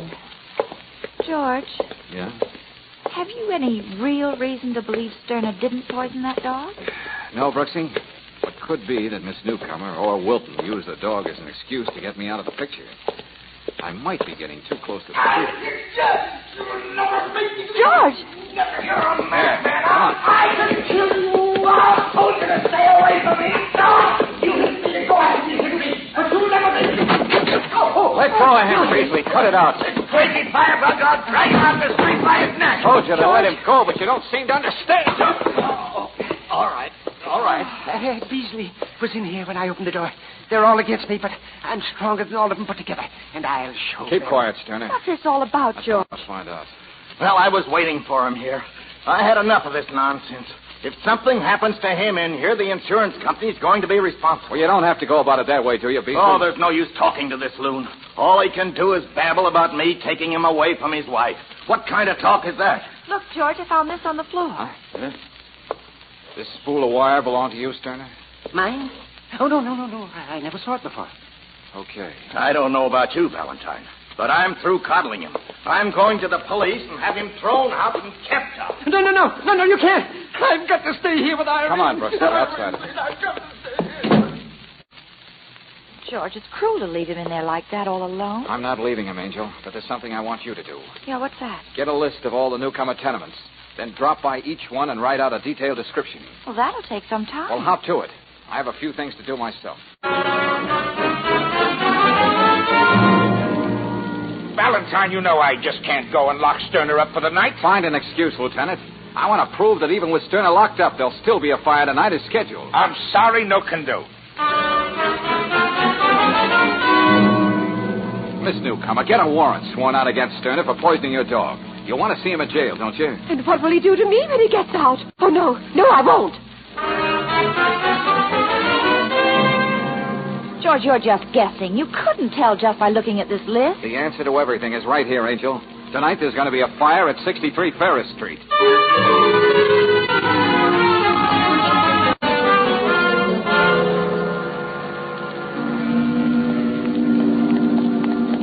See anybody we know going to 63? No, it's all quiet, George. Well, it's a cinch nobody can get in or out of that place without us seeing him. There's only the front entrance. And if no one shows? Someone will, Brooksy. And I'm betting it won't be Sterner. Well, I see all the lights are out in the warehouse next door. Mm-hmm. The last truck went out a few minutes ago. Empire Fabrics Corporation must be working overtime. Yeah. George. Huh? Down the street, just turning the corner. Here, let's get back on the doorway. Oh, no. I couldn't have been him. Couldn't have been. It's Sterner. How did he ever shake those detectives? I don't know. Well, he's going into 63, all right. Well, I gotta stop it. Sterner! Wait a minute, Sterner! What are you doing here, Mr. Valentine? I'm asking you that. I thought you told me you were going to work tonight. I did, but I thought of something I had to do. Oh, yeah, I can imagine. Now, look here. Let go of me. I've got to go in here. There's something I've got to find. Sterner, Sterner! What did he say, Stay George? here, Brooksy. I have to go in and drag him out. Oh, he wouldn't dare start a fire now that he knows we've seen it. In his frame of mind, I don't know what he'll do. I'll go with you. Be quiet, Brooksy. Yeah, looks like he's headed for the top. Come on. Get out of here, Brooksy. Would you? Get over to the corner. Put in an alarm. Be careful, George. Let's get out of the back floor. I gotta get to the top floor. You'll never get past them flames. Help! Somebody! Do something for me! I'm trapped!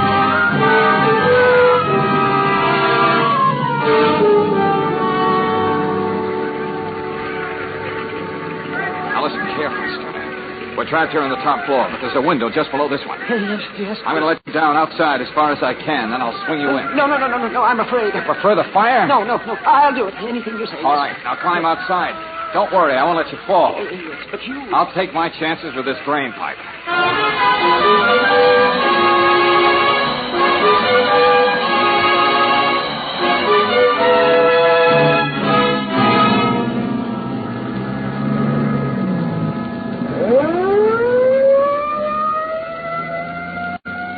He'll be all right, badly, George? Yeah, it's mostly shock, Brooksy.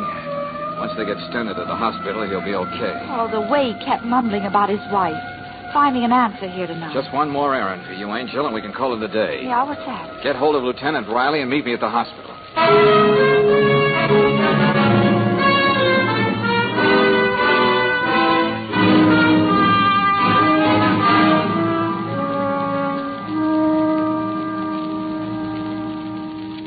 George, I'm so glad you got here. Mr. Sterner keeps calling for you. Well, how is he? Oh, it's pathetic. The guy thinks you can help him. He doesn't seem to realize that all you can do is land him in the state hospital for the criminally insane. How'd you make out, George? Where were you anyway, Valentine? Well, you'd call it illegal entry, Lieutenant. Here's What? the present. What's this? Allied Fire and Indemnity Company. Amount of insurance. $800,000. Wow. Name of insured Empire Fabrics Corporation. But that's the name on the warehouse right next to the tenement where the fire was tonight. The idea was for both of them to burn down. But go on, Lieutenant, the line on the bottom. Name of agent. What's this? Huh? Edward Beasley. Yes, Beasley. The firebug who was crazy like a fox.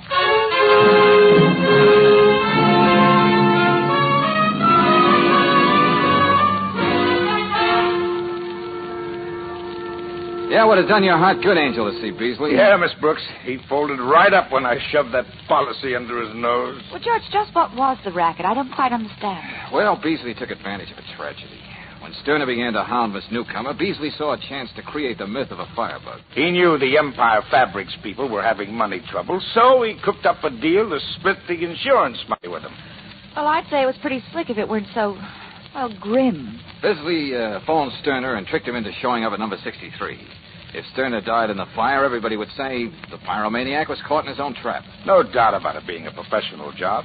It was all the fire department could do to keep the flames out of the warehouse. Then all those trucks last night. They must have been removing everything that was really valuable. Oh, Beasley didn't miss a trick. From the wire on the stairway to Miss Newcomer's French poodle. Yeah, well, while on the subject of that lady, I must remember to buy a pair of glasses. Glasses? All right, I'll play straight, man. Why? Every time she turns around, she's going to find me staring at her. Until she does something about those fire traps she owns.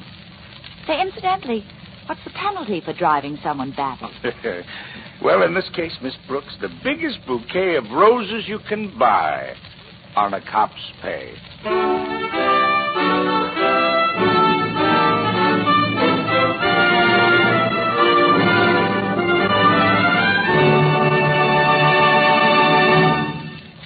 Now that summer is officially over, I'd like to pass along a money-saving tip for your autumn driving. Chances are your car has purged through many a cloud of road dust in the past few months, and the air cleaner under the hood may be as clogged up as a freshly used tea strainer. If that's the case, you may be wasting as much gasoline as you would be with the choke out all the time. And the fact that a dirty air cleaner lets dust and road grit mix with the gasoline is equally costly, maybe more. So, for driving economy, ask the independent Chevron gas station or the standard station to service your air cleaner tomorrow. While you're there, ask them to tell you how to get rid of grease and foreign material in the cooling system. Both of these services are speedy and inexpensive. And helping you maintain low-cost operation is another reason standard stations and independent Chevron gas stations say and mean we'll take better care of your car.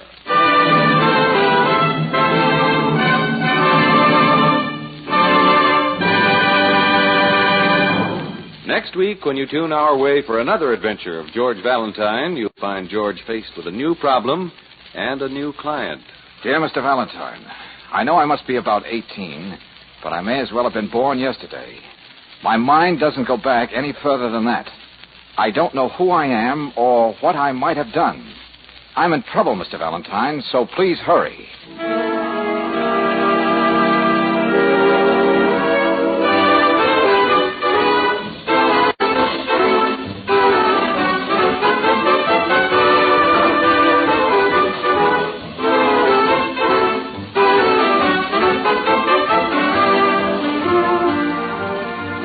Tonight's adventure of George Valentine has been brought to you by Standard of California on behalf of independent Chevron gas stations and standard stations throughout the West.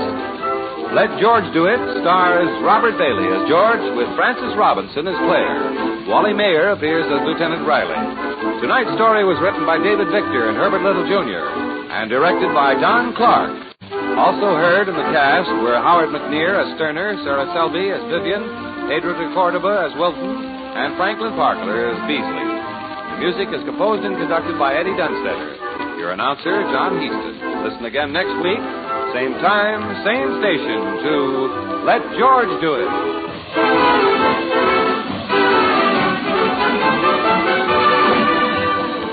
This is the Mutual Don Lee Broadcasting System.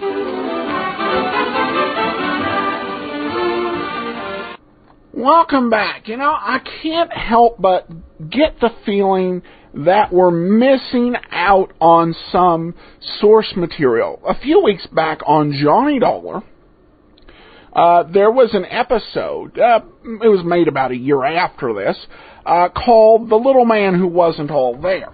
So it seems like for the title, they're referencing some common source material that we don't quite know what it is. Could be a song or a play or a movie, but I can't find what it is. If anyone's aware of what they might be referencing, I'd love to hear from you. All right, well, we have a comment from Facebook. Min says the impatient redhead is one of my favorites. Regarding that particular episode of Let George Do It. Well, thanks. That was a good episode. My favorites of the ones we listened to have probably been 42 on a Rope and The Perfect Specimen. And if I picked a third, it'd be Crime Murder. Of course, there's some of the later ones that I like even more, some of which we won't be able to show because they're only available on the radio archives set and not in general circulation. But thanks so much for the comments, and I appreciate everybody supporting the show. All right, well, we begin with an email from Otto, who said he was happy to see that I had added the Sherlock Holmes episode about the white elephant, and I've listened to this one before and really liked it. I'd love to hear Rogues Gallery on the show. Also, what is your list for Sherlock Holmes timeline? I'm very interested to know what episode is next on your list. By the way, I love the Petri wine commercials. They help put the mood in place. Well, thanks so much. Otto, I actually use the OTRsite.com Sherlock Holmes listing. Sherlock Holmes, in all of his radio incarnations, is a very hard character to chronicle because there were so many series on so many different networks. And if you really wanted to be complete, you'd also have to chronicle the South African series and all of the British series. This one's pretty effective for listing pretty much the main old-time radio series. So I encourage people to go to it's OTRsite.com. Now, not all their logs are as good as their Sherlock Holmes, but this one was a very ambitious undertaking. By the way, if you would like more like materials, pictures of the stars, well, I've put together little brief articles for each of the shows at greatdetectives.net. There's tabs along the top with either the name of the show or the last name of the star character, just so we can have them all fit across the top. And you click there, pictures, logs, additional information. Go to greatdetectives.net. All right, well, we're going to get into today's show in just a second. Before we do, I do want to let you know about Netflix. What does Netflix offer you for your entertainment dollar? Offers you flexibility, being able to choose how many DVDs you want, and being able to watch them when you want, send them back, and no late fees. It offers you convenience and a wide variety to choose from nearly 100,000 titles, as well as a great instant watch library that you can watch on your computer in addition to your DVD rentals. And you get to choose to watch the films you want to. So go to greatdetectives.net, click on the Netflix link. But let's go ahead and we'll get into today's episode of Sherlock Holmes, The Great Gandolfo. This episode from the life of Sherlock Holmes will be transmitted to our men and women overseas by shortwave and through the worldwide facilities of the Armed Forces Radio Service. Petri Wine brings you Basil Rathbone and Nigel Bruce in the new adventures of Sherlock Holmes.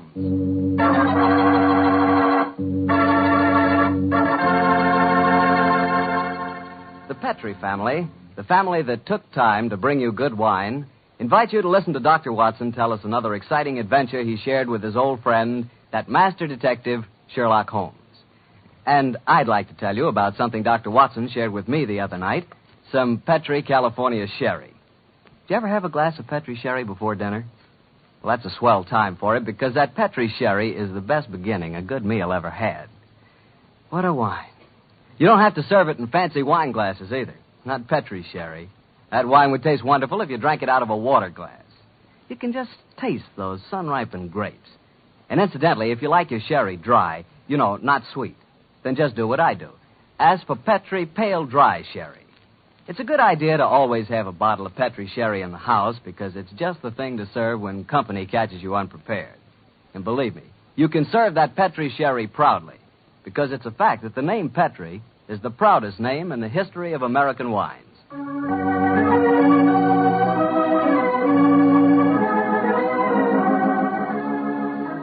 And now let's visit with our good friend, Dr. Watson. I know he's expecting us. Come in.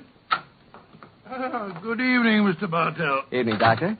Oh, you have the old black tin dispatch box out again, I Yes, see. my boy. I've just been refreshing my memory on one or two points in connection with tonight's story. Draw up a chair. Thanks. That's it. The tobacco's in the jar beside you. Thanks, Doctor. I'm particularly excited about hearing your story tonight. Last week, you told us that Sherlock Holmes' brother, Mycroft Holmes, took part in the adventure. That's quite right, Mr. Bartell. I didn't even know Mr. Holmes had a brother. I wish you'd tell me something about him. Well, Mycroft was 7 years older than Sherlock, but the difference between them was amazing. While Holmes was lean and consumed with a burning energy, his elder brother was fat and lazy. And yet Holmes has often told me that Mycroft was his superior in powers of observation and deduction. Well, now that you've thoroughly whetted my appetite, Doctor, how's about it? Very well, my boy. I suppose this story really began in Mycroft Holmes's room at the Foreign Office in London. Although I've said he was a lazy man, he did hold a position of considerable importance. In fact, you may remember that on more than one occasion, Holmes has said, Mycroft is the British government. But to get back to my story. It's on a June morning in 1912, just before the First World War, that a young man in the Foreign Office named Guy Travers stood talking to Mycroft Holmes, who sat sprawled in an armchair before him, his feet resting on another chair, his cupped hands cradling his ample stomach. Mr. Holmes? I say, Mr. Holmes, you haven't gone to sleep, have you, sir? No, Travers, I'm not asleep. I'm just waiting for you to get to the point. Well, sir, the point is that I'm on the track of a most elusive female spy. Dear me, how exhausting. She's dangerous, sir, very dangerous. She's not only a collector of information, but a sort of central clearinghouse of military secrets as well. You seem to be a little young, Travers, to be on such a case. I asked for the assignment, sir. Why? Female spies aren't as glamorous as they sound, you know. No one knows that better than I do, sir. You see, my brother got mixed up with this girl 2 years ago. He was cashiered from his regiment and committed suicide. I'm sorry, Travers. Tell me what you found out about her. You say you've been on her track? I've traced her to a number of seaside towns, but she keeps slipping through my fingers. Have you a list of the towns? Yes, sir. Here you are. No. You read them to me. Well, I first got on her track at Torquay. From there, I trailed her to Weymouth, Bournemouth, Portsmouth, Bognor, Worthing, Hove, Brighton, and... I trust you drew the obvious conclusion. I think I did, sir. Several of those towns are naval bases. No. The list you've just read me is a recognized theatrical circuit. Oh, I never thought of that. The simplest way to track down your spy is to find whether she was appearing in either a play or variety act in all of the towns on the dates covered by your inquiries. Yes, Mr. Holmes, I'll do that at once, and then I'll report back to you. Oh, very well, if you must. Close the door quietly, won't you? I'm confoundedly sleepy.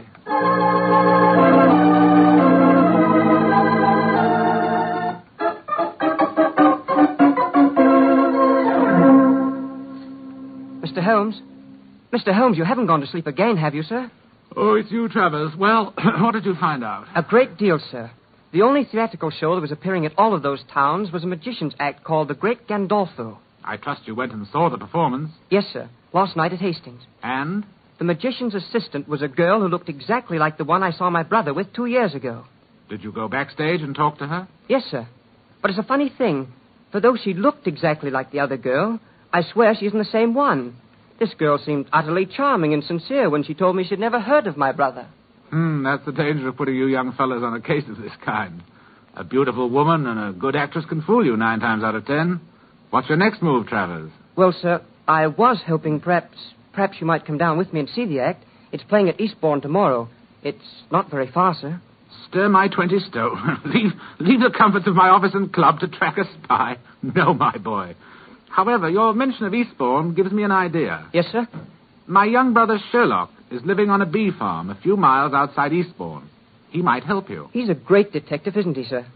I have never regarded him as one, though I will admit that for a man with such a shocking excess of physical energy, he possesses a relatively superior mind. Yes, go and ask Sherlock. Thank you, sir, I will. Tell him that if he can't solve the case, I'll do it for him, and without leaving London.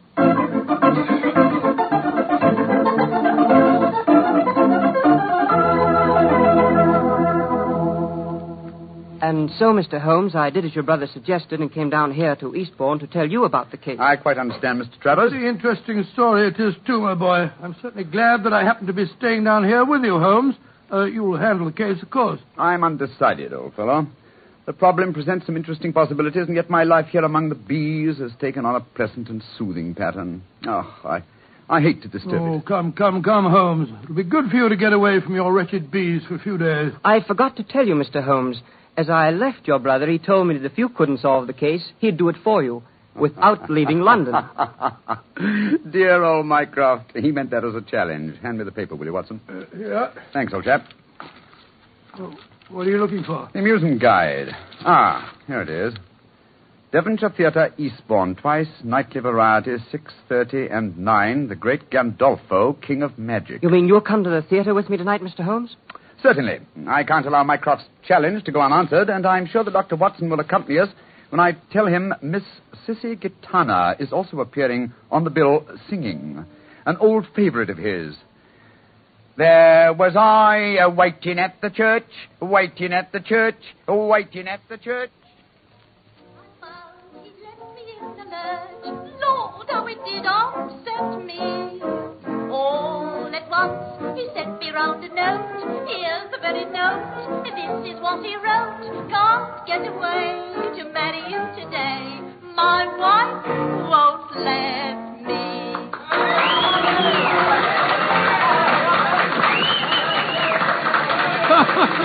That's a most entertaining woman, Sissy Gitana. And that's good looking, too. My wife won't let me. The great Gandolfo is next, Mr. Holmes. Yes, I'm just studying the program. He's not exactly modest in his claims, is he? The great Gandolfo, the world's staggering illusionist. Presenting the ceiling cabinet mystery assisted by Miss Florine Lasseur. Oh, dear me, how very florid. I must say I love this old music hall flavor. I remember going to the Palace Theatre a few years ago to see a perfectly charming girl who wore a white dress that made her look like a little white rabbit. That dress did look frightfully becoming, I must say. I sent my card round the stage door with some flowers, of course, but to my amazement... It's a fascinating story, old fellow, but I'm afraid you'll have to finish it later. The curtain's going up.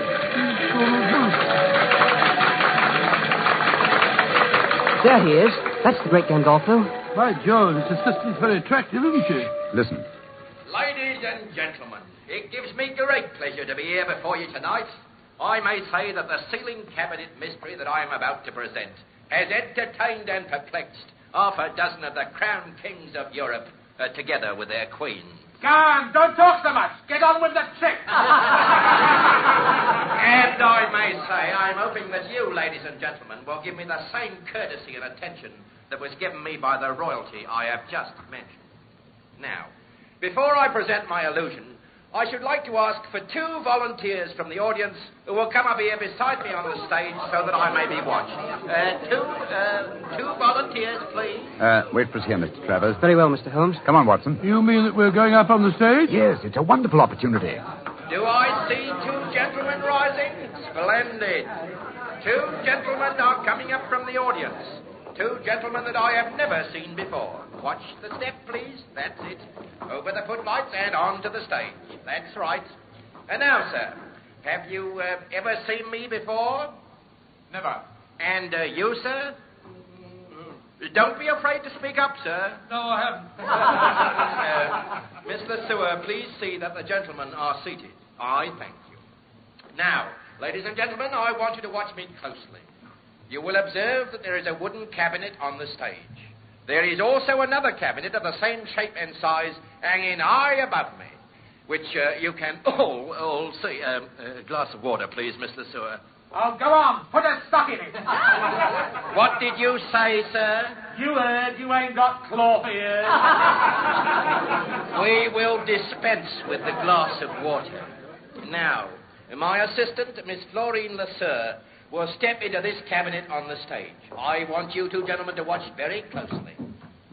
Miss LeSueur is now lying inside the cabinet, is she not? Yes, she is.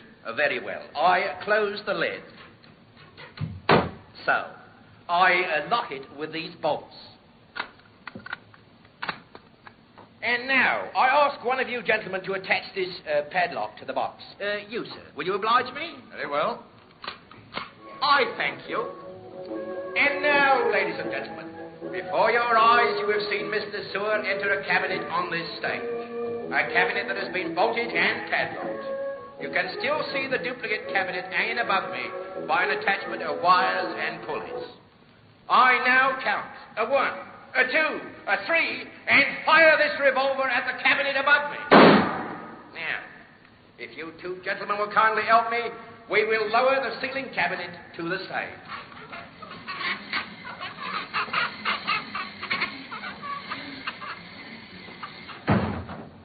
You will notice that this cabinet is also bolted and padlocked. I will ask one of you two gentlemen to unbolt it. I thank you, sir.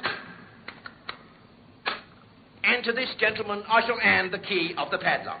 Kindly unlock it, sir. I thank you. And now, if you will both raise the lid of the cabinet.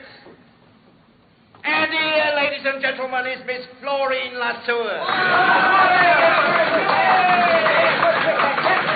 Thank you, ladies and gentlemen. I thank you.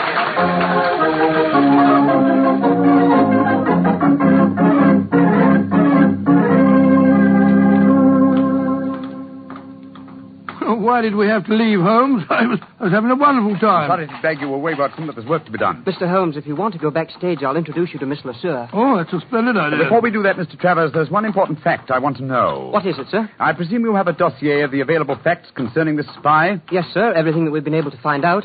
Among that evidence, do you by any chance have any fingerprint records? Yes, sir, I do. Splendid. Then let's go at once to the nearest police station and compare the fingerprints on this glass with those in your possession. Where did you get that glass, Holmes? You remember that Miss LeSueur, before she entered that cabinet on the stage, handed Gandolfo a glass of water. You mean that's the glass? Why else should I be carrying a drinking glass with me, old chap? Very neat, Mr. Holmes, and right under the nose of a magician, too. Well, I'm not exactly inept at the practice of legerdemain myself, Mr. Travers. Come on, let's have a talk with that local fingerprint expert, shall we?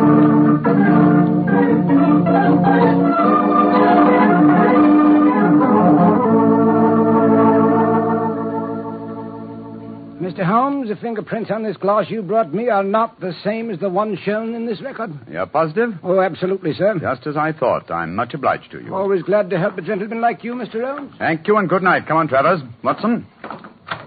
Yes, I wish you'd explain what you're up to, Holmes. So do I, sir. I'm completely in the dark. Surely it's obvious. The only way Gandolfo's trick could be done is by using twin girls, dressed identically, of course. One in the cabinet on the stage and the other in the cabinet hanging from the ceiling. I don't know whether you noticed it, Watson, but there were some small holes drilled around the base of the box, undoubtedly to enable its occupant to breathe. By George, of course. That would explain why the girl I spoke to didn't seem to know me, or my brother when I spoke of him. Mm-hmm. Exactly. And in any case, how better could a spy hide herself from a role where her employer, a magician, must, by the very nature of her trick, deny her existence? The question is, which girl is the spy? This fingerprint test has given us the answer. You mean it isn't the girl on the stage, the one who assisted Gandolfo? It certainly is not, old fellow. Your spy will be in the cabinet, suspended high above the stage of the Devonshire Theatre at 9 o'clock this evening. But this time we will watch the performance from the audience.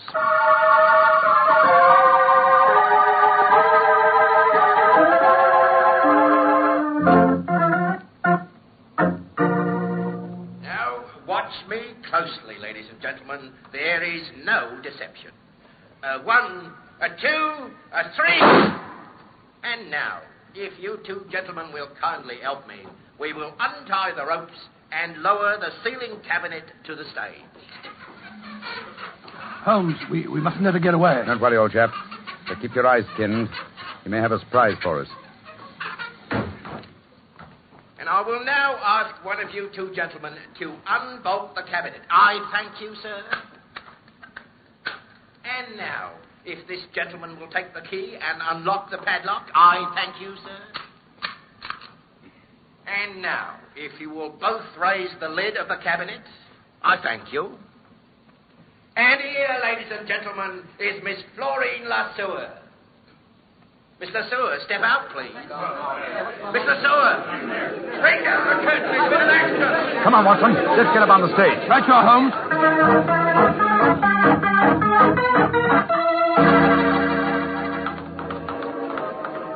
What happened, sir? It's Miss Lassewer. She's been injured. I'm a doctor. Let me look at her. I'm afraid she's beyond the help of doctors, Watson. Look at that bullet wound in her head. She's been murdered.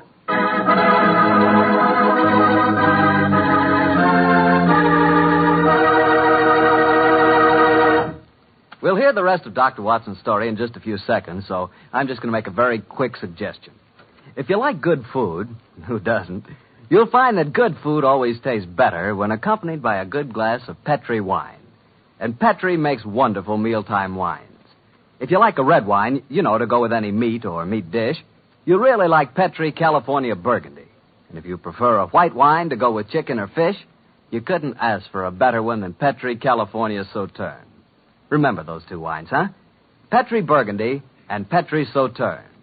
They're Petri wines, so you know they're good.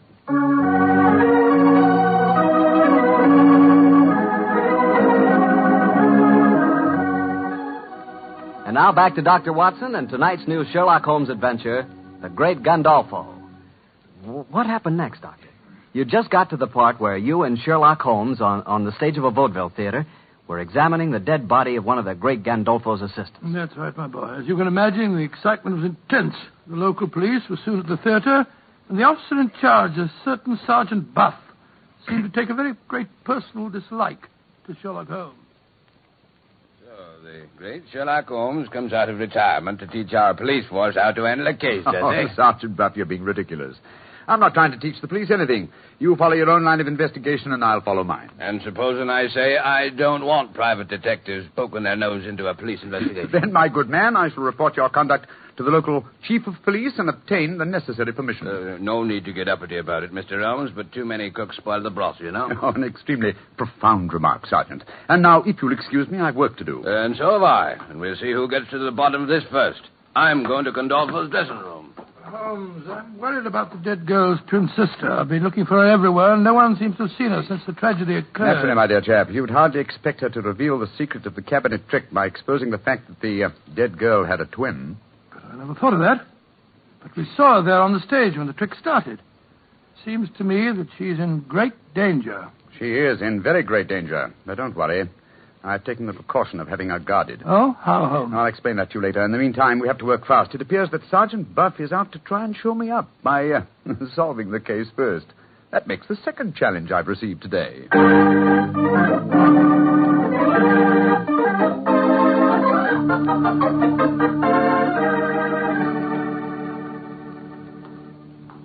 Well, Mr. Holmes, and how are you getting along? Splendidly, thanks. And you? I'm beaten. I don't mind admitting it. I thought at first the one man it couldn't be was Gandolfo because he was on the stage all the time. But then it seemed to me that he might have fired a live bullet when he shot at the box on the ceiling. The angle from the stage wouldn't coincide with the bullet hole in the bottom of the box, Sergeant. That shot must have been fired from the audience below. Mr. Holmes, you know who did it, don't you? Yes, Sergeant, I do. I wish you'd tell me, Mr. Holmes. It should be obvious, Sergeant. Watson, you examined the corpse. Please tell the sergeant your findings. The girl was lying on her back in the box. There was a small hole in her forehead and a large one in the nape of her neck. Exactly. And since the point of entrance of a bullet is smaller than the point of exit, it proves that she must have been shot lying in the box from above. Once the box was in position over the audience, She could have been shot only from below. Therefore, the girl had already been killed when the box was hoisted to the ceiling. By Jove, yes. And only one person could have done that. Only two. Oh, how do you figure that out, Mr. Holmes? The dead girl's sister had the same opportunity as the great Gandolfo himself. Of course she had. Now I see why you were having her watched, Mr. Holmes.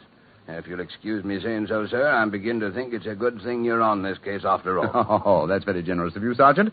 And now, perhaps, if you'll do me the favor of keeping an eye on Mr. Gandolfo yourself. Of course I will, sir. Where are we going, Holmes? To the Jolly Fisherman Hotel to call on Miss Lasseur. How do you know she's there? I just received a message from young Travers. He followed her on my instructions as she left the theater. Come on, old chap.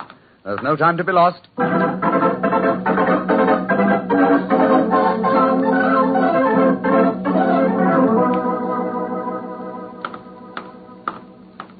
Ah, there you are, Travers. Miss Lasseur is still here, I trust. Yes, Mr. Holmes. She's up in her room. I wonder if you'd mind asking her to come down and see me. I'm sure that we can talk privately in the lounge over there. Right you are, Mr. Holmes. I'll go and get her. What are you going to say to Miss Lasseur, Holmes? That depends on her attitude, old chap. Come on, let's go into the lounge, shall we? Oh, it's a lucky thing that you had her followed. It was an obvious precaution, Watson. You see, I realized from the very nature of the cabinet trick that Miss Lasseur would have to leave the theater after escaping through the trapdoor below the cabinet that was on the stage, before her twin sister descended from the cabinet that was suspended from the ceiling. And she doesn't know that her sister's been murdered, huh? If she is innocent, she doesn't. And if she is innocent, then we'll know that our murderer is Gandolfo. Shh. Here she comes. I've told Miss Lasseur that you want to talk to her privately, Mr. Holmes. If it's the act you want to talk about, Mr. Holmes, I've nothing to say. Magicians have a code of honor, you know. I quite appreciate that fact, Miss Lasseur. Won't you sit down? What do you want with me? I have news for you. News of your twin sister. I haven't got a twin sister. My friend knows exactly how the cabinet trick is done, my dear young lady. Yes, you might as well tell the truth, Miss Lasseur. Well, all right then, so I have a twin sister. What of it? No crime in that, is there? What are you getting at? I want you to believe that I'm here to help you, my dear. You're going to need help and courage. What are you getting at? Oh, come on, tell me. I'm sorry to be the bearer of bad news. Miss Lasseur, your sister is dead. Dead? Huh. I don't believe it. I'm afraid it's true. She was murdered. You're lying. This is a trick. You're trying to make me give myself away. I'm trying to get at the truth. Your sister was found shot through the head when the cabinet was lowered to the stage tonight. I still don't believe it. Why should my friend lie to you? How was your sister the last time you saw her for the commencement of the act? No different from any other time. Who was responsible for superintending her entry into the cabinet? Gandolfo, or me. She used to go into it before the performance, when the stage was dark and deserted. Did you help her enter the box tonight? No. Gandolfo did. You knew, of course, of your sister's activities. How do you mean? That she was engaged in espionage. That's not true. Very well, Miss Lasseur.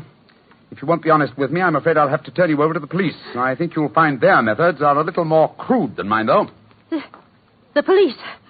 Oh, no. No, don't do that, Mr. Holmes. All right, I'll tell you everything. Gandolfo's got me so frightened of him. I was lying to you. I knew that my sister was working for him.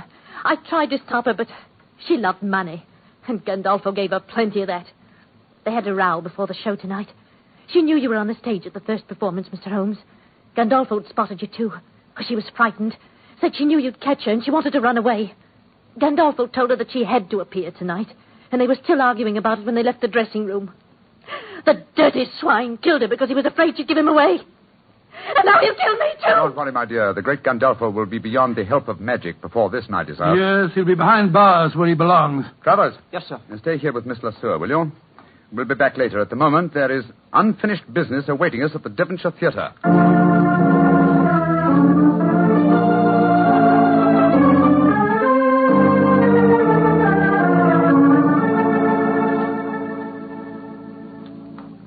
Well, Mr. Holmes, I can't tell you how grateful I am. Gandolfo's safely in prison, thanks to you, and now you tells me you don't want no credit in the case. Oh, my dear Sergeant. I'm really a bee farmer, you know. In any case, I want to restore your faith in private detectives. The next time you meet one, I'm sure you won't be so unfriendly, shall I say? I'm humble, sir. I'm very humble, and I thank you very kindly for all you've done. Oh, and by the way, Mr. Holmes, this telegram arrived for you at the theater while you were away, and here you are, sir. Oh, thank you, Sergeant Buck. No, sir, it's me that should be thanking you, sir. Who on earth knew that you were at the theater tonight? We'll soon find out. Well, what does it say, Holmes? It's from my brother, Mycroft. Mycroft? What's he got to say? Oh, really? It's quite humiliating. After all, he said he wouldn't have to, and he never did leave his armchair in London. Listen to this. Have just checked on Gandolfo's repertoire of magic tricks. You will find spy in box suspended from ceiling of theater. Elementary. Eh, my dear Sherlock? Why, Joe Holmes, he really is amazing, isn't he? He is also a prophet, old chap. Prophet? How do you mean? Well, he indicates the handwriting on the wall. I'm past my prime. I'm too old for alert detection. It's back to me bee farm, old fellow. It's back to me bees.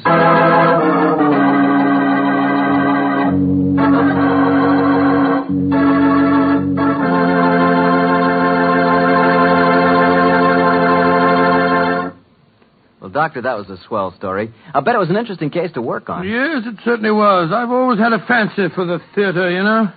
What you really mean, Doctor, is you always had an eye for a pretty girl. Mr. Bartell, you're a very blunt fellow. Why not? I must admit, I like to look at a pretty girl myself. You, Mr. Bartell? Why shouldn't I like to look at a pretty girl? Oh, go right ahead and look, my dear fellow. Go right ahead. You just sort of surprised me a bit, that's all. I never thought you gave a moment's consideration to anything but Petri wine. Now you're really pulling my leg. I must admit, I do talk a lot about Petri wine, but after all, Doctor, it's worth talking about. What other wine has such tradition, such a story behind it? Petri wine is made by a family, the Petri family. They've owned and run their own business ever since its inception, back in the 1800s. The Petri family's been making good wine for generations, and they've been handing on down in the family from father to son, the fine art of turning luscious, sun-ripened grapes into fragrant, delicious wine. And that sure adds up to a lot of experience. You can just bet your last dollar that no matter what kind of wine you want, when you ask for a Petri wine, you're asking for good wine. Because Petri took time to bring you good wine. Well, Doctor, how's about giving us a clue to next week's Sherlock Holmes adventure? Well, now, next week, Mr. Bartell, I'm going to tell you a most unusual story that took place aboard a small steamship as it plowed through the stormy seas of the Indian Ocean. I call the adventure Murder by Moonlight. Before I say good night, ladies and gentlemen, remember that on Saturday, October the 27th, the nation will observe Navy Day. This is your opportunity to thank your fleet for its magnificent contribution towards victory. Don't forget, will you?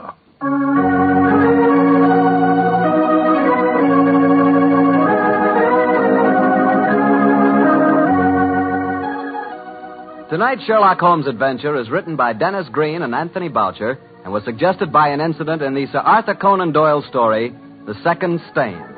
Mr. Rathbone appears through the courtesy of Metro-Goldwyn-Mayer and Mr. Bruce through the courtesy of Universal Pictures, where they are now starring in the Sherlock Holmes series.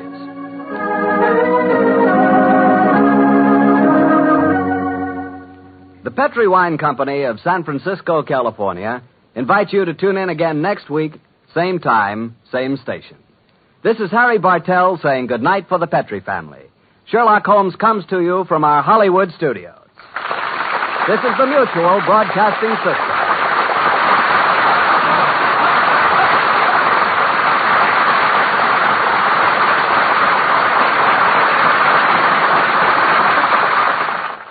Welcome back. That heckler telling the great Gandolfo to put a sock in it. I think I got an email from that guy a few weeks back. Seriously, we have Mycroft Holmes. Now, Mycroft gets a bit of an introduction here. Those of us who, if you've been listening since our first Rathbone Bruce Sherlock Holmes show back in December, Mycroft already made an appearance in the Bruce Partington plans.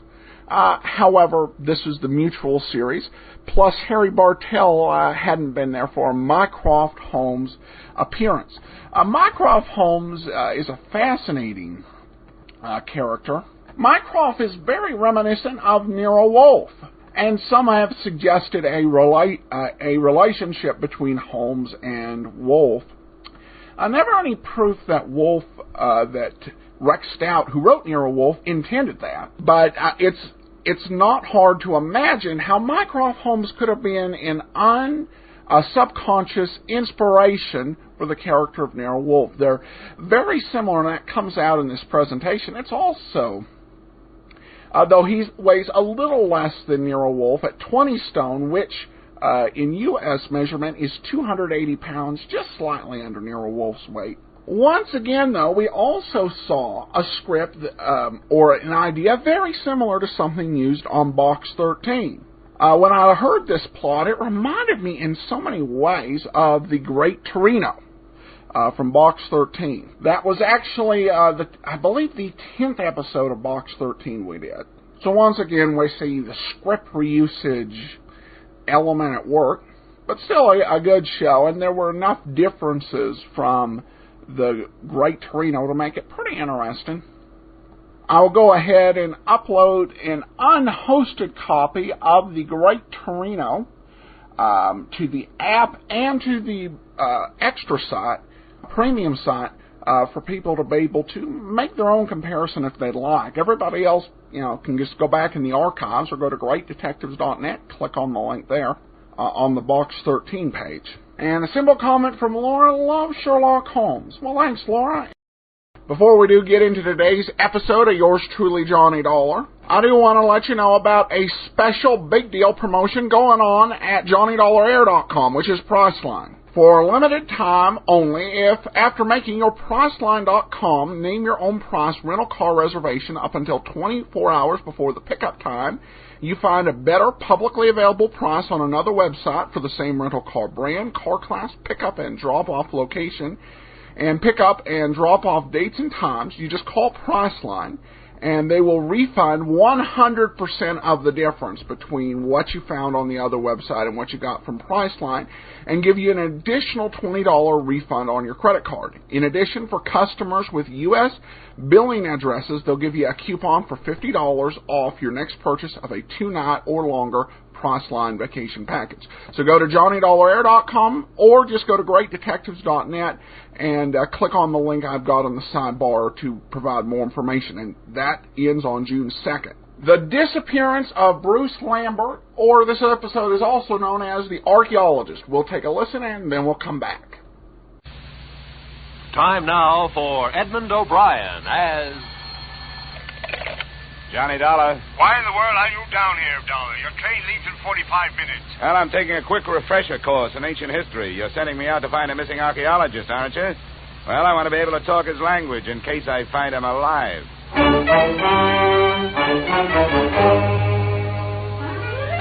Edmund O'Brien in a transcribed adventure of the man with the action-packed expense account, America's fabulous freelance insurance investigator. Yours truly, Johnny Dollar.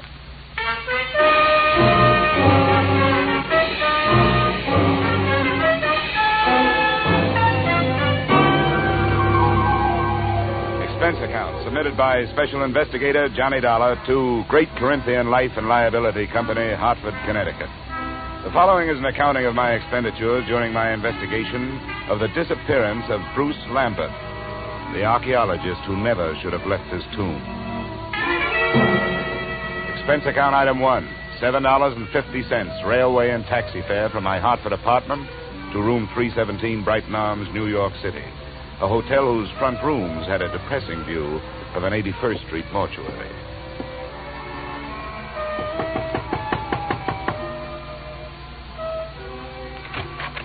Miss Lambert? Yes, please come in, Mr. Dollar. She was tall without awkwardness, had the physique of an athlete, but still with softness, and a golden tan made her seem out of place, set against the snow heaped on the sill outside the windows. Thank you for coming, Mr. Dollar.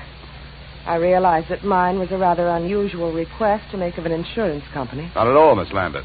The company doesn't want to lose a policyholder any more than you want to lose a brother. But there are a lot of good private detectives in New York. I couldn't afford one.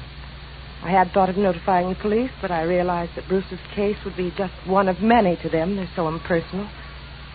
And if there's a chance of any notoriety... Miss Lambert, If you mean that for some reason you'd rather the police didn't find him, you'd better tell me about it. Yes, of course I was going to. I don't see how it could make any difference. Please sit down. Maybe we'd better start way back at the beginning, huh? That would be in Egypt, wouldn't it? Yes. In the desert some 100 miles west of Thebes. My brother's an archaeologist, and he'd uncovered some ruins. It was quite an important discovery, something about the 12th dynasty. I don't know much about it. You were with him? Yes, I didn't spend much time at the excavation site. I stayed in the village. But the reason the police might make it difficult is that Bruce discovered some relics that he didn't declare to the authorities there. You mean he swiped them? Well, if you're in the habit of using extreme bluntness, I suppose you could put it that way. All right, I'm sorry. Please, Mr. Dollar, this is quite unpleasant for me. If Bruce had stolen all the relics, you wouldn't expect it to make any difference in how I felt about his disappearance, would you? Well, I'm afraid I can't do anything for you. I've got to know these things if I'm going to help you. Wait. I'm sorry. I'll tell you everything I know. All right. What were those relics that your brother didn't declare? Well, I'm not sure how many there were. There was some statuary, an obsidian head of some old king, and then there was a scarab. It was supposed to have been the official seal of this king. Do you know how valuable this stuff is? I'm afraid that it might be very valuable in some circles.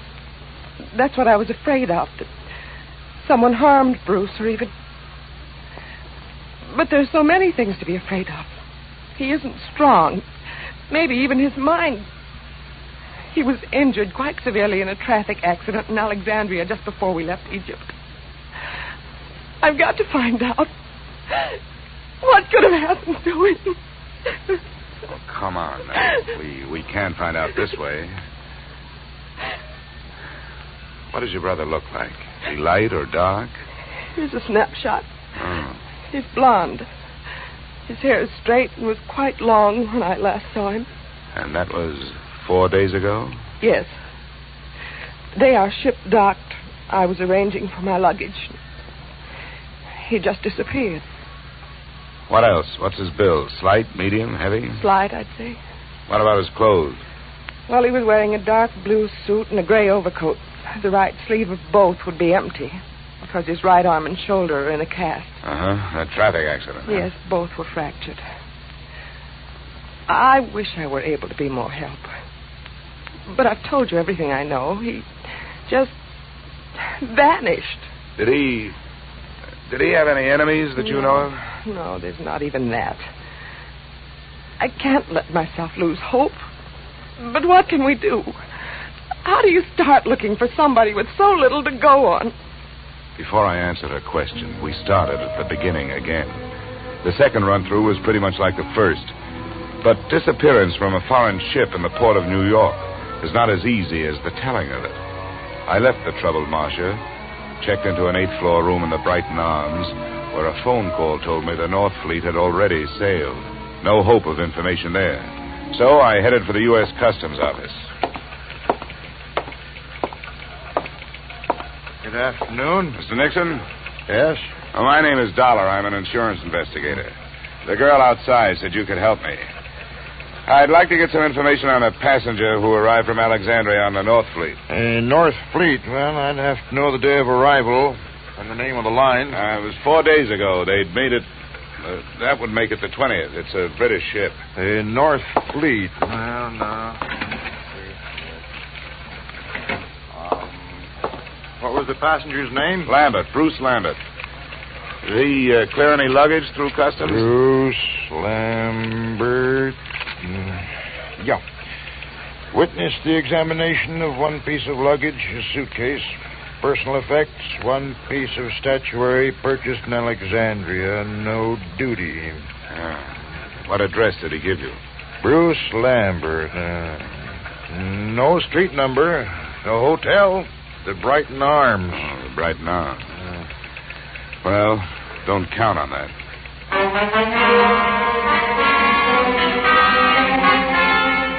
Expense account item 2, $30, which, with my ID card, helped impress the cab drivers who worked the entrance to the pier where the North Fleet had docked. Checking these cabs took the whole afternoon, and midway through it, I realized I wasn't the only one interested in that particular hack stand. I wasn't sure at what moment I'd actually noticed him. He was doing a very bad job of hiding behind a Journal-American on the other side of the street. All I could see was the lower half of an overcoat, the seam of some razor-sharp trousers, and some pointed shoes. But I began to feel his eyes looking at me as I went on with my questioning. That finally paid off through the mouth of driver number 782. You know, you meet all kinds in this business. Some you forget, and some others you remember. Yeah, well, do you remember a guy with his arm and shoulder in a cast? And something you learn in this business. That's to read people's faces. You get to know a deadbeat before he gets a chance to deadbeat you. And you catch on if a guy is scared of something. Well, if he was afraid of something, it's not me. He's been reported missing by his sister. I've been hired to find him. How much does $10 buy? You know, maybe he don't want to be found. Is that what you think? Sure. He paid me more to climb up than you offered. Well, I've got more. What are you going to do with him? I want to talk to him. I want to find out if he's all right. If he wants to stay lost, that's his business, not mine. How's 25? Get in, my boy. It's not very far from here.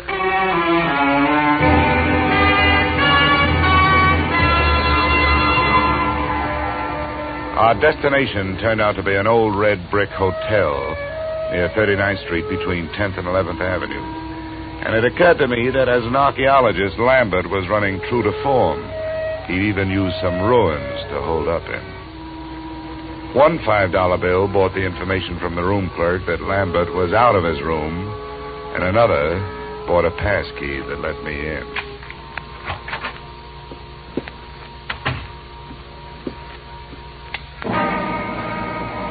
The first thing to catch my eye when I switched on the light was a black piece of statuary shining dully on a chipped bureau. A crowned head with exaggerated features, sculptured in obsidian. I posed myself this riddle. If it was so valuable, why didn't Lambert take better care of it? But before I had a chance to try for the answer, a foot nudged the door open behind me.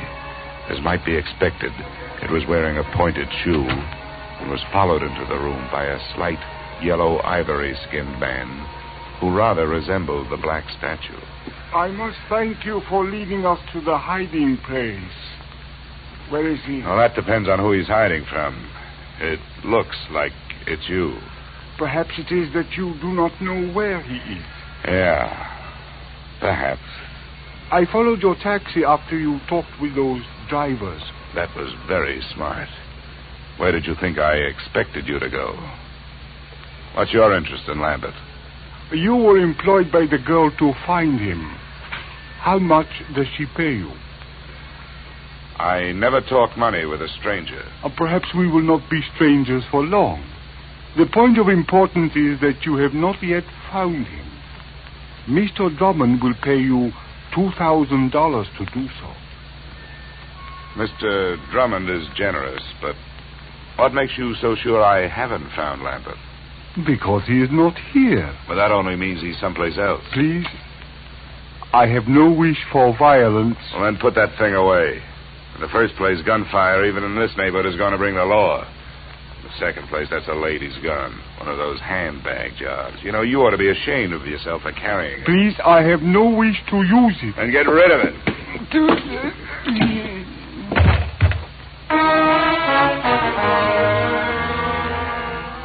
I hate little men who try to play bully. But there was more than that behind my fist.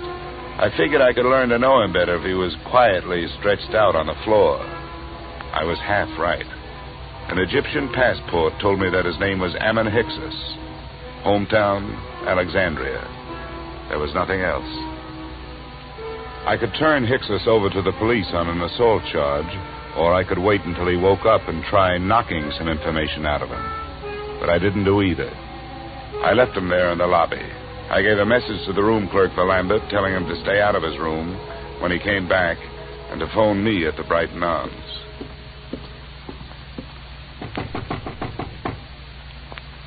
Who is it? Dollar. Oh, just a second. Is there any news? Did you learn anything, Mr. Dollar? Yeah, I made some progress. I met Ammon Hixus. You told me your brother didn't have any enemies. That little Egyptian is out looking for him with a gun. Why'd you lie to me? I have no right to ask you to believe me now. That's so true. But I wish you would. Please come here and sit down. No, thanks. You sit there and I'll stand here. I think I'll be less inclined to believe you from here. That's not fair. I know. I wasn't fair with you either. I want to be.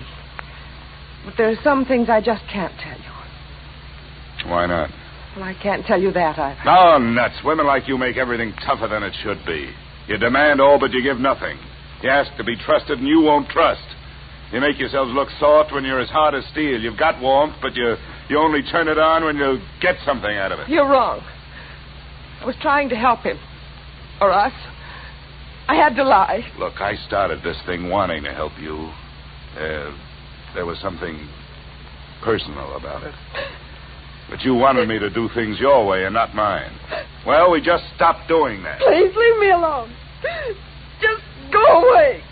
Go back to Hartford and forget you were ever here. I wish I could. But I'm working for an insurance company looking for a missing policy holder. Well, I'll be up in my room if you decide to help me find it.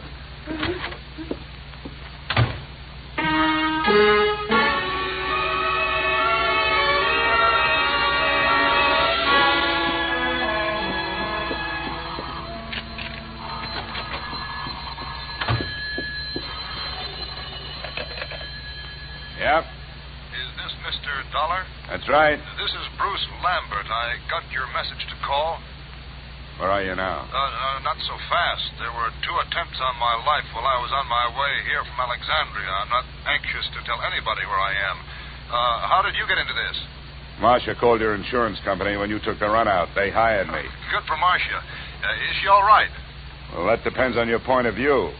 I suppose she's being the helpful sister to you, but for me, she's done nothing but act mysterious. I don't get it. She won't tell the truth about you. I hope you do better. She told you she was my sister? Well, sure she did. Why shouldn't she? Well, I can't see why she'd do that. She isn't your sister? No, I don't understand it. She's my fiancée. I don't understand it at all. Where is she? I better talk to her. That's a good idea. Room 317, Brighton Arms. I'll be there with her, waiting for you.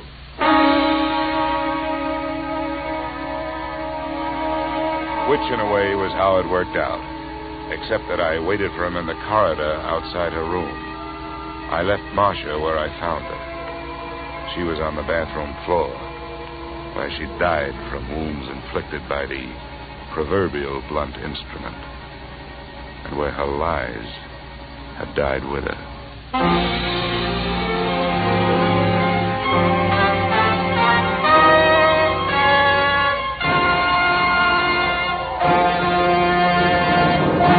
In just a moment, we will return to the second act of yours truly, Johnny Dollar. But first... And now, with our star, Edmund O'Brien, we return to the second act of yours truly, Johnny Dollar.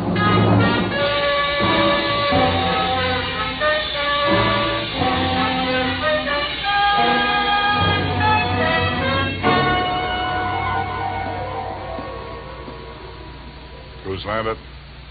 Yes? It's all right, I'm Dollar. Didn't take you long to get here. Where'd you phone from? Just around the corner, a bar. Why do you ask? Where's Marcia? Marcia's dead. I don't believe you. I want to go in there. She isn't dead. Let me in there. Come on, use your head, will you? There's nothing... Oh, your arm. I'm sorry.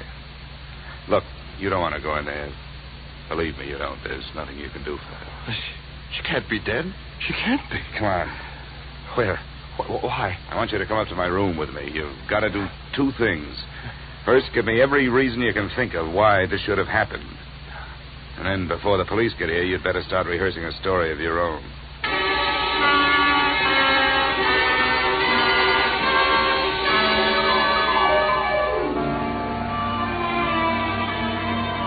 Now, Lambert, the first hole in Marcia's story is that she wasn't in Thieves while you were working on your ruins.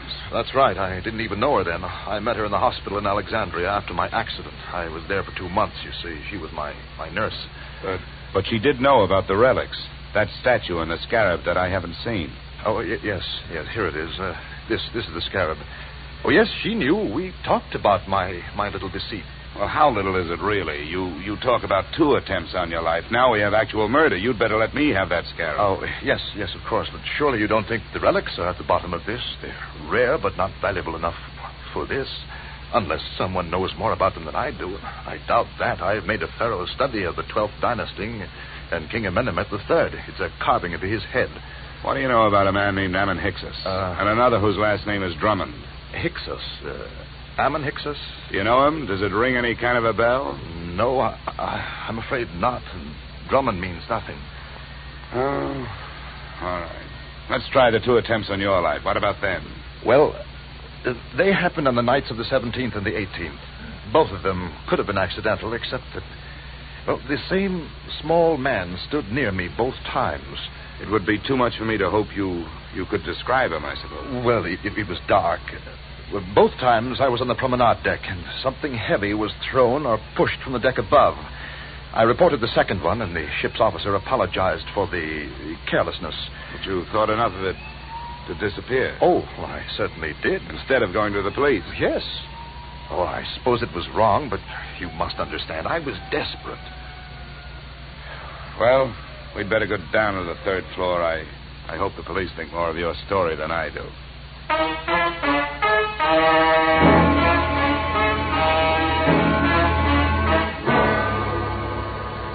In 20 minutes, room 317 really looked like a murder scene. The place was swarming with New York's finest, white with fingerprint powder, and blinding with flash bulbs. The lieutenant to whom I made my statement looked as if he thought I was as crazy as I thought everybody else in the mess was. But then he changed his mind. Dollar? Hey, where is that insurance stick? Here I am. Him in the bathroom. Oh, there you are, Dollar. Yeah, find a suicide note or something? What'd you say that name was? Ammon, Hyksos. Yeah. Well, I guess there aren't too many ways to spell that one, so this must be it. Pillbox. Let me see that. Prescription from Alexandria. Dr. Ammon Hyksos. We'll put a tracer on that phone number you took off him first thing in the morning. Yeah. Hey, you going to take Lambert in for questioning? I guess we'd better. Routine. He's clear as far as I can see. Well, do something for me, will you? Have your doctors run a test of that plastic cast of his. And call me in my room, huh? A test for what? Well, just look it over.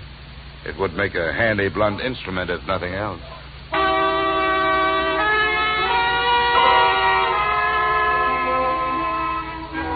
Expense account item 3, $7.50. A few late cocktails, a rare steak, and coffee in the Brighton Arms dining room. After which I picked up an armful of extra editions so I could catch up on what I'd been doing. I self-operated my way to the 8th floor and started toward my room. I was looking forward to a hot shower, but I didn't get it. I was still looking forward, but into a familiar gun muzzle.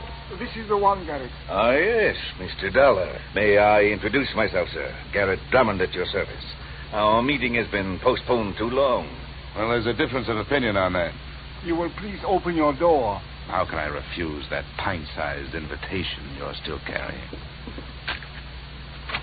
After you, sir. And I needn't remind you that my friend here is prepared for any rash move upon your part. Look, I'm tired. I don't have a rash move left in me. Close the door, Ammon.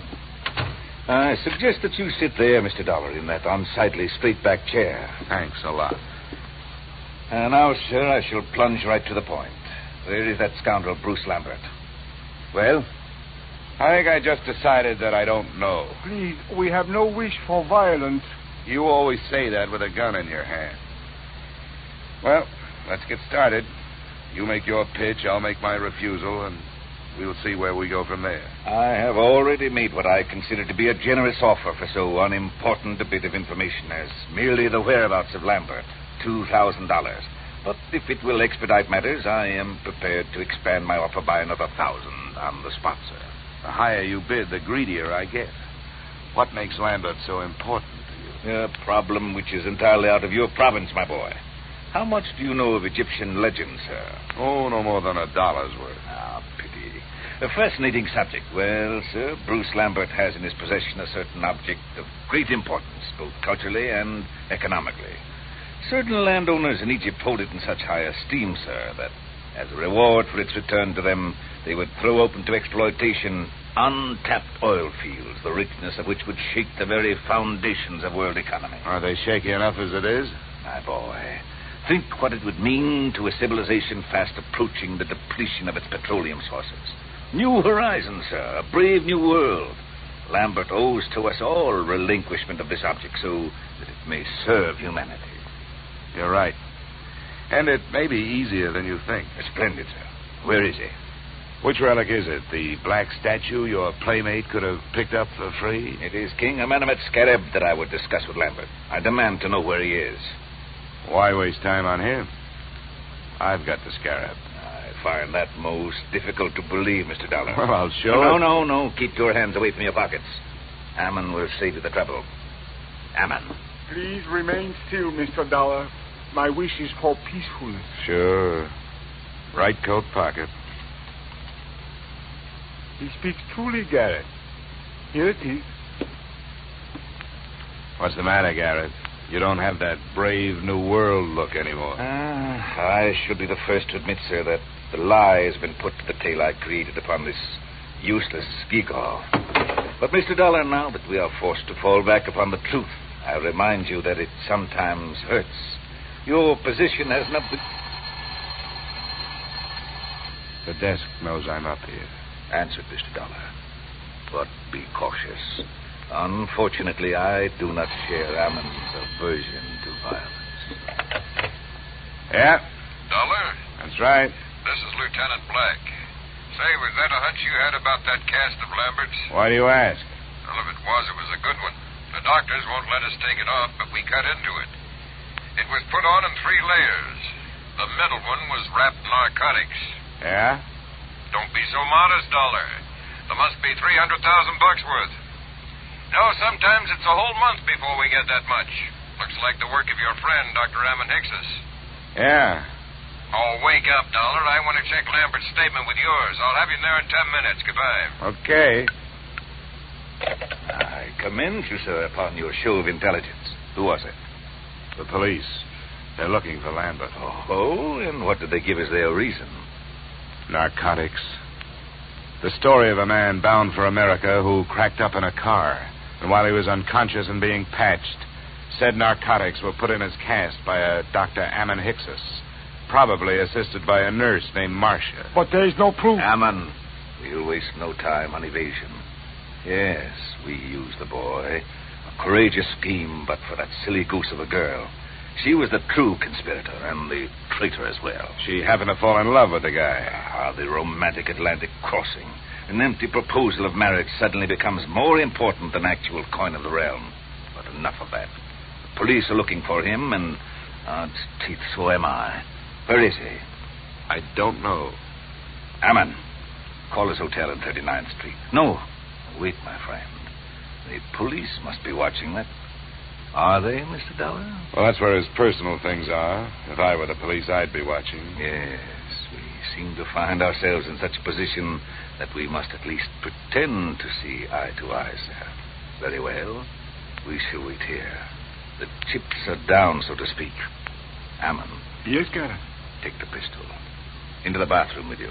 With the door slightly ajar, you shall have a splendid command of the arena, as it were. Yes, Garrett. And remember, the stakes are high. Yes, Garrett, I will remember. And now, Mr. Dollar, it would seem that little remains but to waiting.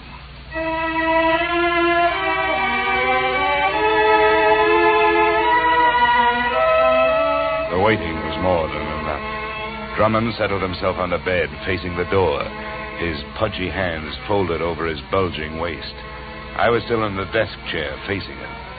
As usual, the police were late. 20 minutes passed before we heard the knock on the door. Your guest, Mr. Dollar. Come, we shall go to the door together. Now, keep your back to me and open it. It's your party, Drummond. Come in, Lambert. Not Lambert, the police. Hammond, shoot! Hammond, my friend.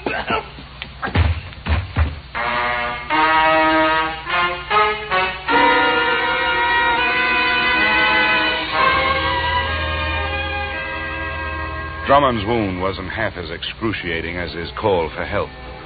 The doctors report that his shoulder will be in a cast, that as soon as the state of New York can gather a jury, he will stand trial on the charge of first-degree murder. The body of Ammon Hickses was taken to the morgue. As an insurance company, you are probably less interested in that than in the fate of your policyholder, Bruce Lambert. That's explained in expense account item 4, $280 hospital bill paid in advance. In view of the possibility that there may be others interested in that $300,000 cache of narcotics he has to carry around with him until his arm is okay, I thought it would be safer to keep him under wraps. Oh, by the way, while he was lying there, helpless, I sold him a policy for you covering the scarab and that carved head. Expense account total, $456.90. Yours truly, Johnny Dollar.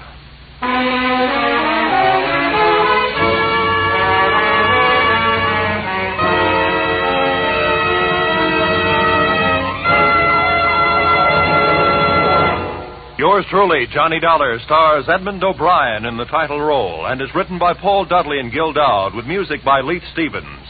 Edmund O'Brien can currently be seen starring in Harry M. Popkins' United Artists production, DOA. Featured in our cast were Virginia Gregg, Jay Novello, Ed Begley, John Daner, and Pat McGeehan. Yours truly, Johnny Dollar, is produced and directed by Jaime Del Valle.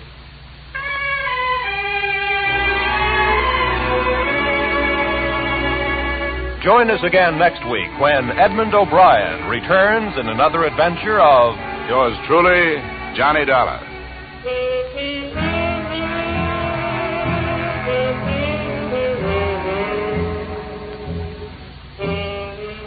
$54,000 is burning a little old hole in that little old jackpot of Sing It Again this week, just waiting for somebody to light up the right answer and drop the cash and prizes in his lap or her lap. Dan Seymour gives the gals the same chance he gives the fellas when he starts putting in those calls from coast to coast. So be listening this Saturday when Sing It Again and the $54,000 Phantom Boys come your way on most of these same CBS stations. This program was transcribed in Hollywood. Roy Rowan speaking. This is CBS, where yours truly, Johnny Dollar, meets adventure every Friday night, the Columbia Broadcasting System.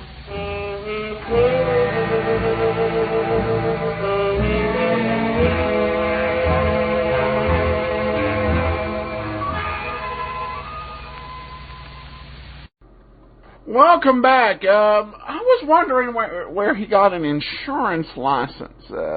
Because several times in the series, different dollars say, we don't, I don't sell insurance. And there he just did. Interesting sideline, I guess. I did love the part in there where Dollar taunted Hickses about the lack of masculinity in his gun choice. And how the two were trying to make this seem like a recast of the Maltese Falcon when it was really something a little bit more commonplace. All right, well, a reminder, tomorrow we have a special edition of The Great Detectives of Old Time Radio. It'll feature Alan Ladd in another detective story that he did on Suspense, so want to be sure to listen to that. And a reminder, when I mention an extra being in the app, the way that you access the extras that are attached to each episode is you press the button to listen to the episode, and once you're there where the play button is, you press the extra button along the top. That's how you pull up the extra audio. All right, well, we got a comment from Kim who said, another detective show you might want to look into is Inspector Maigret. He's French, so she helped me with the pronunciation. I maybe remembered how hard I went with Poirot a few months back. Unfortunately, Inspector Maigret's adventures were done in the 1990s, so still under copyright and can't do them. Anything done after the 1972 in the U.S. we can't do, and foreign stuff is just a mess to even begin to figure out the copyright, even on some of the older things. Here's a comment from Podcast Alley. Adam tries to keep us all pleased. He even snuck in some Barton Yarborough for me last week. Thanks, Adam. Well, thanks for the comment, and I think we've not heard the last of Barton Yarborough. From what Dennis indicated in his log of the show at Digital Deli, he does make some additional appearances in Jeff Regan, and he also appeared in several other private detective shows, including Richard Diamond. I remember hearing one episode of Richard Diamond where the date for the airing was given as being in 1953, and Barton Yarborough was in it, and that confused me, because Yarborough, of course, died in late 1951. Well, that was actually just a rerun of the 1950 episodes. But, regardless, we'll be hearing some more of Yarborough as we go, no doubt. And I think it may even be in a future episode of Let George Do It. We had a little mini celebration on Facebook as we went over the 200 fans mark for the great detectives of old-time radio, which actually puts this show ahead of Dragnet in fan count. We got several really nice comments. Won't read them all just for the sake of time, but thanks to Sachin, Min, Natalie, Jocelyn, Michael, Diane, and David, the Green Man, and Timothy for their kind congratulations. Interesting comment here from Betty, who says that she loves the stuff. The worst part is that I remember most of them. My favorite was I Love a Mystery, but I also liked Pat Novak for Hire, Webb, of course. Well, thanks, Betty. I know that I Love a Mystery can be a tough series to find just because of its serialized nature. That plus the Carlton Morse Trust tries to control a lot of the radio stuff from Morse's era. But thanks for the comments, Betty, and thanks for listening out there. And one more comment from Podcast Alley from Rhonda in the city of brotherly love. A lot of fun, and I love Adam. Great job. Well, thanks, Rhonda. This is our 150th episode special, and I always like to do something a little bit out of the ordinary for this. And so we have an episode for Suspense, starring Alan Ladd. This is early in Ladd's career, and you'll notice a bit of a difference in Ladd's voice versus what we'll hear on Box 13 on Monday. Suspense was one of those shows with an incredible run. It ran from 1942 to 1962 and was the premier old-time radio mystery show. Now, most of these weren't detective stories. However, they did on occasion go there. RadioGoldIndex.com has some short synopsises of most of the plots, and so I was able to single out which might be potential detective stories. This one with Alan Ladd comes early in his career, just as he was starting to get into doing some on-screen detective movies and kind of getting his feet wet in radio. This is from January 6, 1944. Fairly early in Suspense's run as well. So we're going to get into today's episode in just a second. Before we do get started, I do want to remind you of the special offer available to listeners of the program. You can get a free audiobook when you try Audible. Audible allows you to get one audiobook a month plus a subscription to your choice of the New York Times or the Wall Street Journal. Just go to audiblepodcast.com/oldtimeradio to take advantage of this offer. Now with our star, Alan Ladd, let's go ahead and listen to One Way Ride to Nowhere.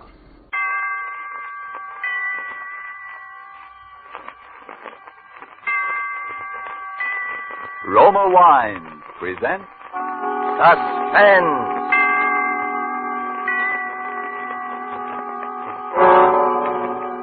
Roma Wine, made in California for enjoyment throughout the world. Salud! Your health, senor. Roma Wines toast the world. The wine for your table is Roma Wine, made in California for enjoyment throughout the world.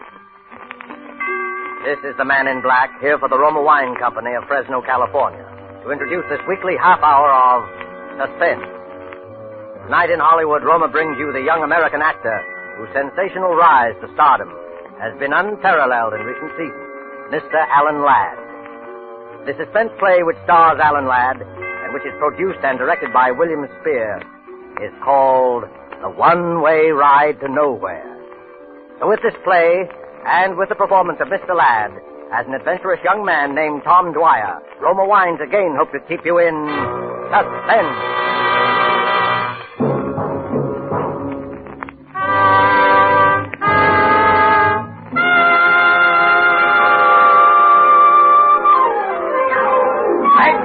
Ladies and gentlemen, the thrill of a lifetime.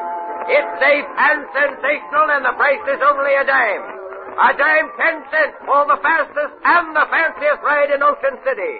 It's not a roller coaster, ladies and gentlemen. It's an experience. We give you the breathtaking dip over Moonlight Bay. We give you the Tunnel of Love. And it's the longest and highest and the very finest scenic railway in the world. How many good-looking? 2 tickets. 2 it is. Now, listen, Tom, is this really necessary? What's the matter with you? Come on, you scared? Well, I just don't like these things, that's all. I never have. Don't be silly. It's no worse than riding to a stick-up in a prowl car. Yeah? Well, I never liked that either. Go on, get in. Oh, no, not in the last seat. That is definitely out. Okay. So we'll ride in the last seat the next time when you're over your stage fright. You'll ride in the last seat the next time. For me, this is strictly a one-shot proposition, and don't expect anything different. Your safety belt, Mac. Everybody got their safety belt buckled? Okay, folks, you're on.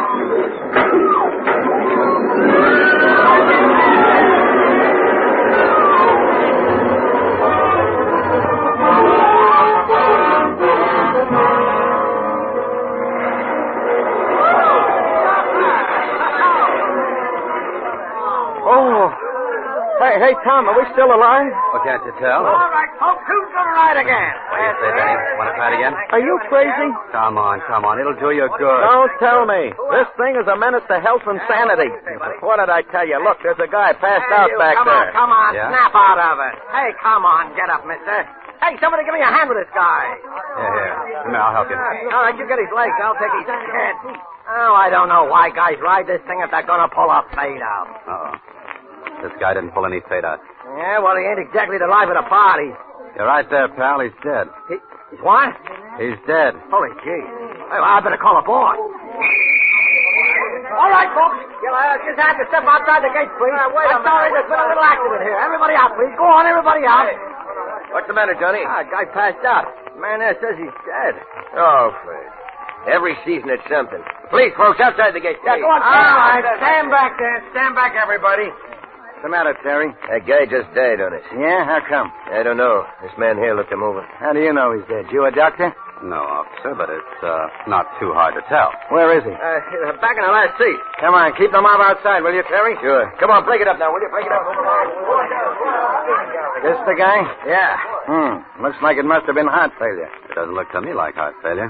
Say, who are you? Dwyer's the name, Tom Dwyer. Yeah? Well, Hey, I never seen this dead guy. He never bought a ticket for me. That's right, he never had a ticket. You mean he rode for free? How could he? He rode for free, all right. Say, how come you know so much about this? Me? Oh, I'm just kind of nosy. Hey, you. Yeah? Do you remember seeing this man get on the car? How do I know? They get on, they get off. I just work here. Don't you remember that my friend and I were going to get in that last seat, and then we didn't? Hey, that's right. Hey, who's this? Ben Duffy's a friend of mine. Yeah? Yeah.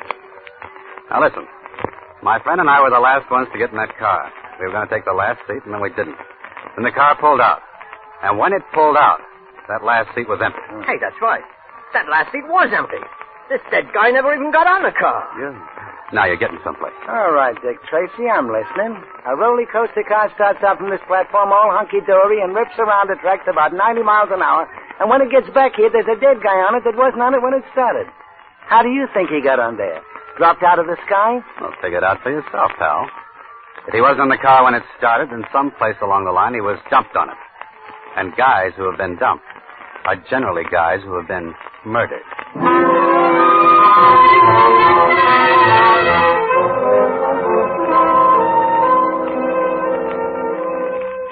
Murder is a rude and terrible customer, always.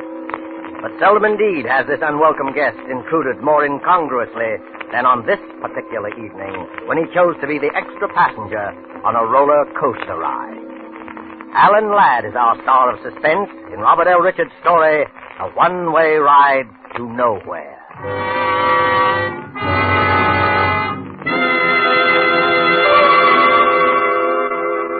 You have heard the prologue for tonight's tale of Suspense. Before we return to Ocean City, the scene of our drama, let's take you for a moment to a pleasant spot to the south.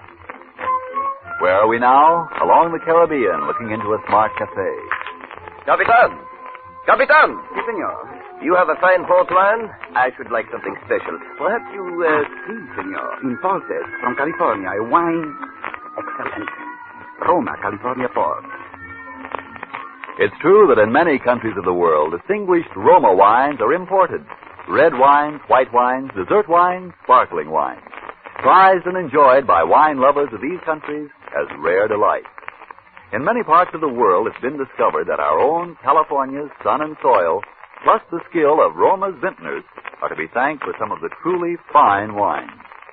Yet to Americans, Roma wines cost little, for we pay no excessive import duty or shipping costs.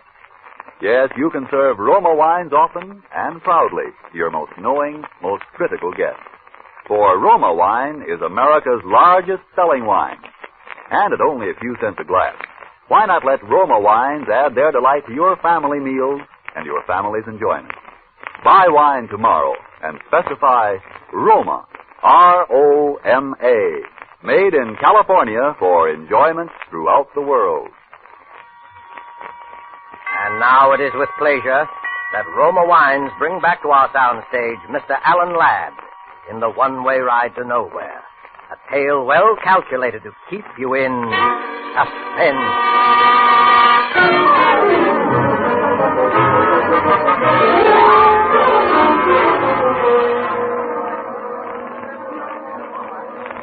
Hey, Tom, where you been? We're all supposed to be waiting in here for the chief of police. I'm making a phone call, that's all. Anybody I know? Jefferson Hotel. Do you know him? Huh? Hey, what's this all about? Oh, about $400,000 and a lot of people's lives. Uh-oh. Here comes the chief now. All right, quiet, everybody. Chief Haynes wants to say something to you. A man died under peculiar circumstances on the Ocean City roller coaster tonight. And all of you here were either on the car in which the body was found or in the immediate vicinity, like on the platform. Now, cause of death has not yet been determined. But all of you might be needed as witnesses, so we want to know where to get a hold of you. Have all these people been identified and left locations where they can be reached? Yes, sir. Well, then that's all. You can go now. Chief Haynes. Well? I'd like to ask a couple of questions. Are these the two fellows you told me about, Johnson? Yes, sir. You're a pretty inquisitive young fellow, aren't you? That's my business. By the way, Chief Haynes, haven't we met somewhere before? Not that I know of. What did you want to ask about? Well, for one thing, you said just now that the cause of death had not yet been determined. That's right. The man was blue in the face and apoplectic, but there were no marks of violence on the body. The coroner's working on it now. Maybe the coroner should look at the man's neck. At what? At his neck. Listen, you're no doctor, and neither am I. The coroner of this city knows his business. Okay, Haynes, okay. I just thought I might save him a little time. Well, you wasted my time. If you think I'm going to give you an inside track so that you can go to this poor man's family with some sales talk that you can help him get some kind of a legal action. Oh, he's got a family, has he? Yeah, he's got a family. Now get out of here. Mm-hmm. And his name is Richard Elliston Brighton, and he's professor of psychology, and he comes from Chicago, right? So you went through his pockets before my men got there. Now, did I say that? Listen to me, young fella. You know entirely too much about this case for your own good. You're from Chicago, too, aren't you? That's right. What are you doing here? On a vacation, visiting my friend here. Well, you better take it. Oh, hello, Doctor. What about it? Murder. He was strangled. Strangled? Mm-hmm. We got a good look at him. We found a thin red mark around his neck. He was strangled with something like picture wire. Now, isn't that a funny way for a middle-aged professor to be knocked off? Yeah, funny way for anybody to be knocked off. And isn't there a funny thing for a professor of psychology with a family and all to be way out here all alone, so far from home, hanging around an amusement park? No funnier than what you're doing hanging around here. And that's quite a coincidence, by the way, Mr. Tom Dwyer of Chicago. Chicago's a big place, Chief Haynes. Lots of people live there. Say, Chief, what I think of it, here's the stuff we took out of his pockets. Nothing much, wallet and a few things, and... Oop, dropped something there. I got it. Hand that over, Dwyer. Well. A souvenir postcard. Sheila Kennedy, Ocean City. Hey, she's quite a cutie, too. I said hand it over. Material evidence. Sure. Here you are. One of the local tent show girls, I take it? Know anything about it, Chief? Now, listen, Dwyer. I got enough on you already to hold you on suspicion. Take my advice and keep your nose out of this. Come on, Tom. This isn't doing you any good. Yeah, that's right, then. And anyway, we got a date with a lady.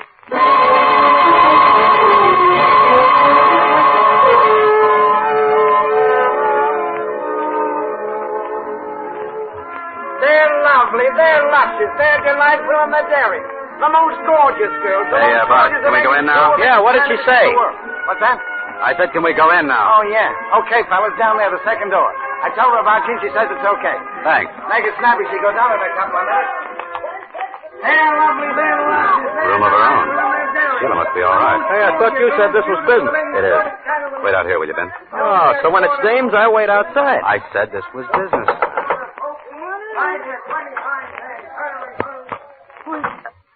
I don't know you. Well, maybe we've both been missing something.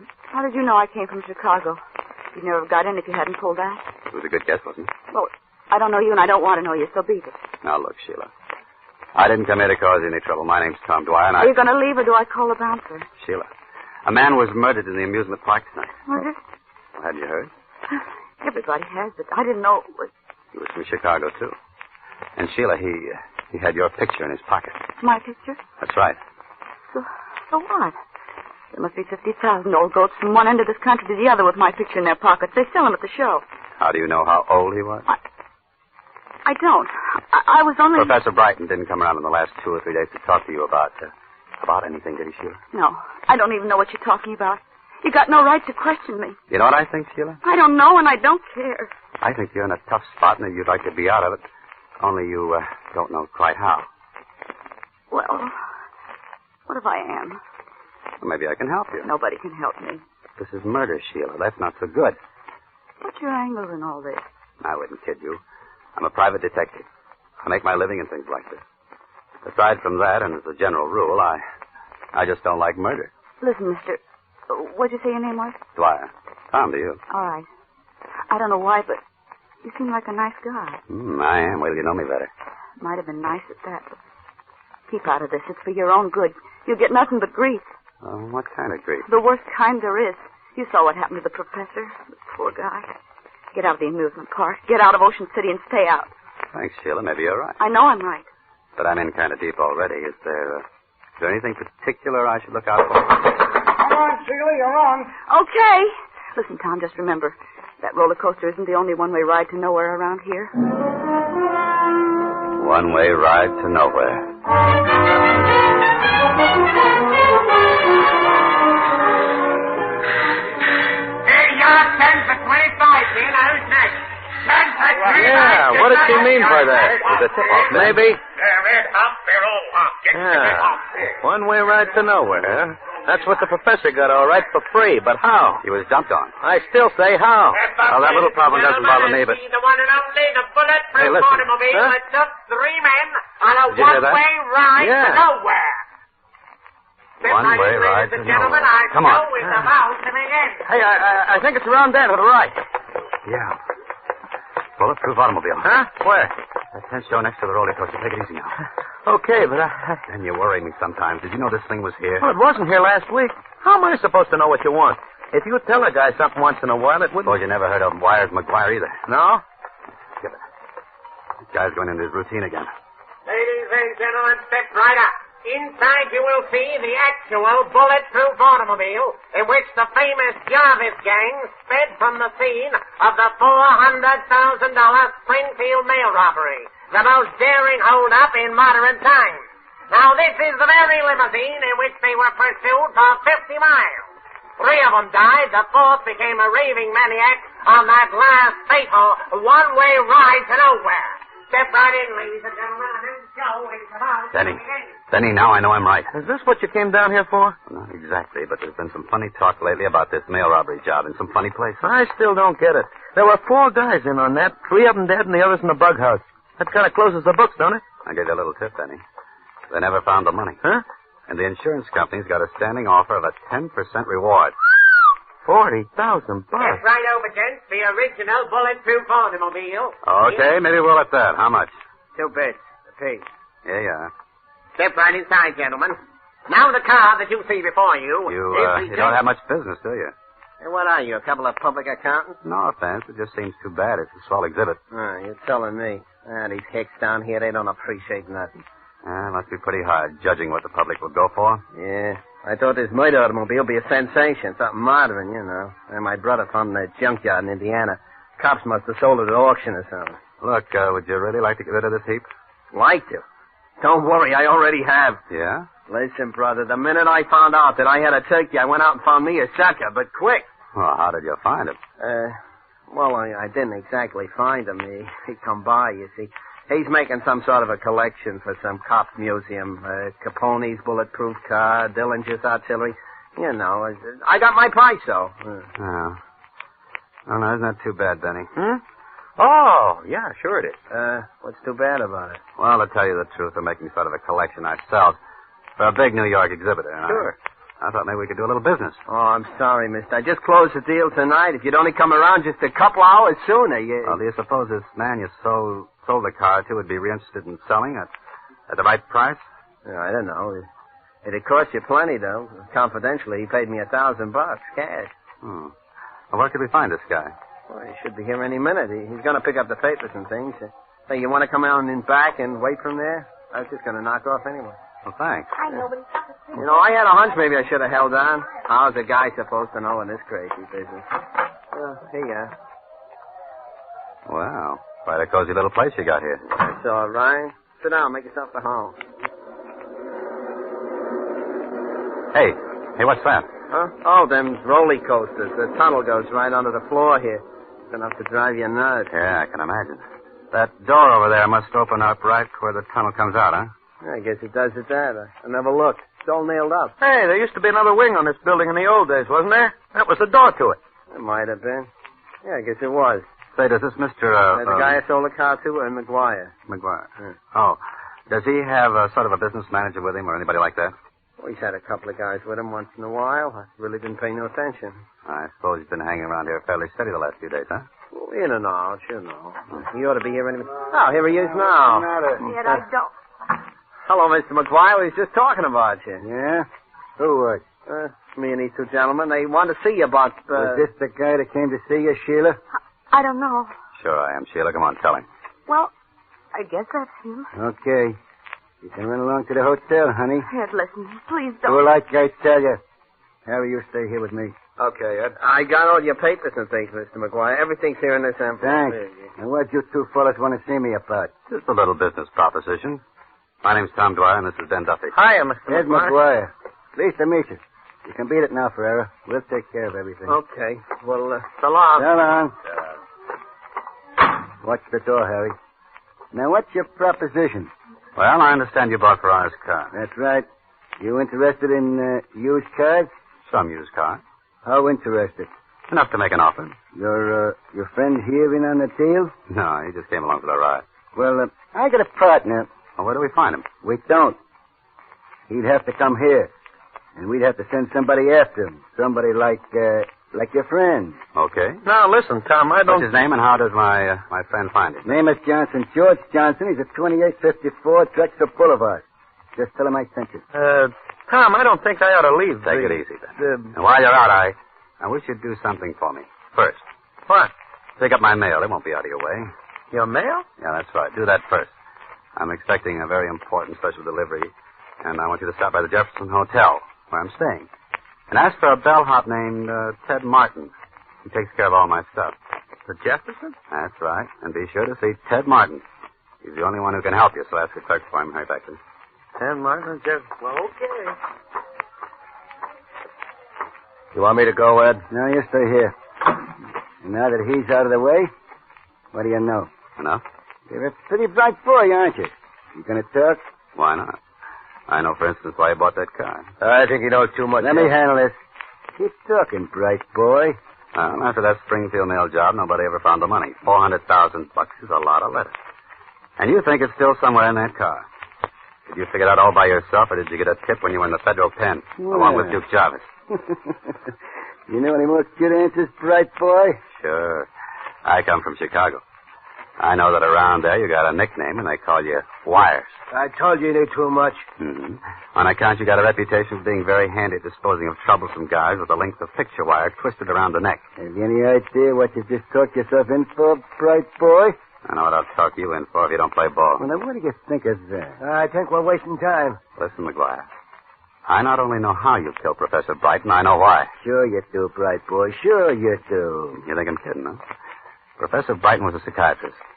They used to call him into the federal pen to examine guys who were wacky. They called him in to examine Duke Jarvis. Duke was the last of the Jarvis gang. The rest were all killed in the holdup. He was wacky, all right. So wacky that he let slip about the money being still hidden in the car. So when the professor heard about the car showing up, he thought he could pick up a piece of change.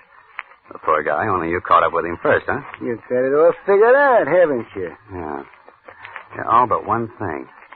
I don't think you're smart enough to have pulled this all by yourself. I think you do have a partner. I tell you, we're wasting time. Oh, no, we're not. Now, listen, bright boy. Who are you working for? What difference does that make? Plenty. Don't you think I want to know who else is in on this? What do you say, bright boy? There's nobody. I'm working alone. Cover him, Harry. Okay. You'd better talk, bright boy. There's nothing to say. Who else knows about this? Nobody. This ain't gonna do your face any good, bright boy. Talk. Got him.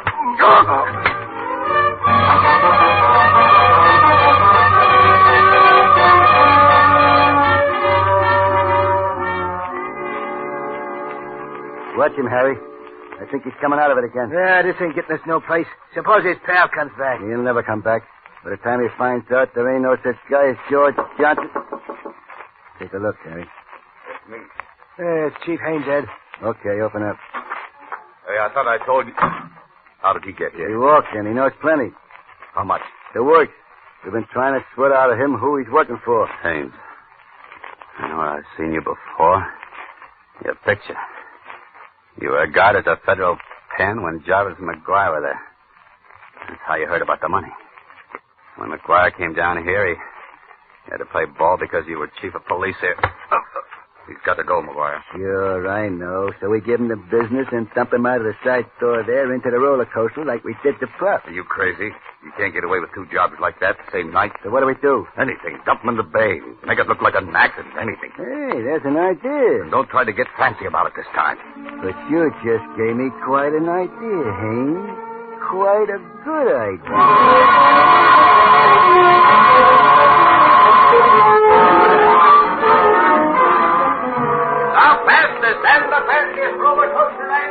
Keep that hat down over his face and hold him up straight. Yeah, I got him. What seat do we want? What's the difference? Car's almost empty anyway. Get him in. Take the middle one. All right. Buckle your safety belt. Keep that belt loose. Okay, everybody, you're off. Here we go.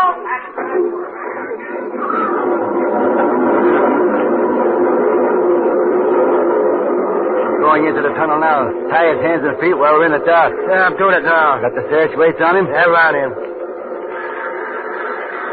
We're out now. Watch him. Hey, what was that? What's the difference? Hang on, and we're starting up.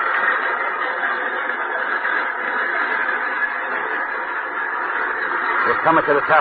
You know what to do, Harry? Yeah. When you hit the bottom of the dip over the bay. Okay. I'll yell, and we both heave together. He'll go down into that bay and sink like a... Okay, McGuire, put up your hands, both of you. Put them up.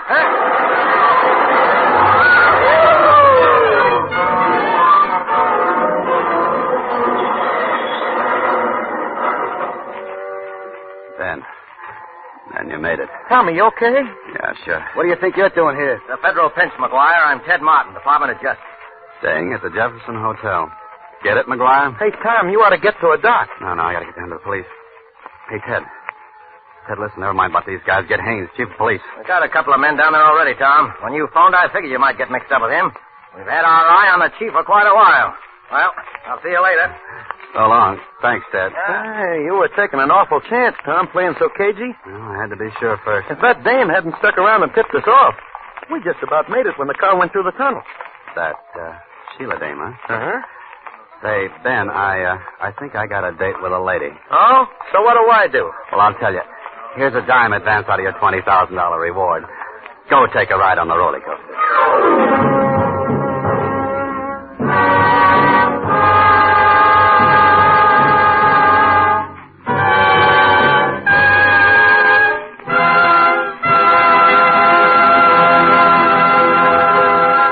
And so closes The One-Way Ride to Nowhere, starring Alan Ladd. Tonight's tale of Suspense. In just a moment, we'll hear again from Mr. Ladd.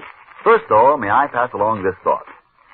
Spotted about the globe, wherever wine grapes grow, there are a few wineries whose products are made for world enjoyment.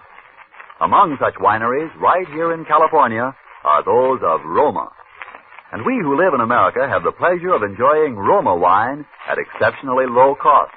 For we buy it free of duty and free of excessive shipping costs. Try, for instance, Roma California Sherry. Here is the queen of appetizer wine. And not only that, a wine so delicious, it is suitable to serve at any time, cool or chilled. But no matter what your preference may be, you will find a Roma wine costing far less than you would expect to pay for such distinguished wine. So, if you have not already tried Roma wines, tomorrow make your first purchase. Select the type of wine you love best. Then you, too, will know why Roma wines have a universal appeal. Why they are America's largest selling wine. But remember, before you buy wine, buy war bonds and stamps. This is Alan Ladd. I can't tell you I enjoyed working on Suspense this evening. And next week, I know you'll want to be listening, as I certainly will, to Lucille Ball and a very exciting story called Dime a Dance. Good night. Thank you, Mr. Ladd. Alan Ladd is currently working in the Paramount picture, And Now Tomorrow. Don't forget, then, next Thursday, same time, for Lucille Ball in Suspense. Presented by Roma Wine. R-O-M-A. Made in California for enjoyment throughout the world.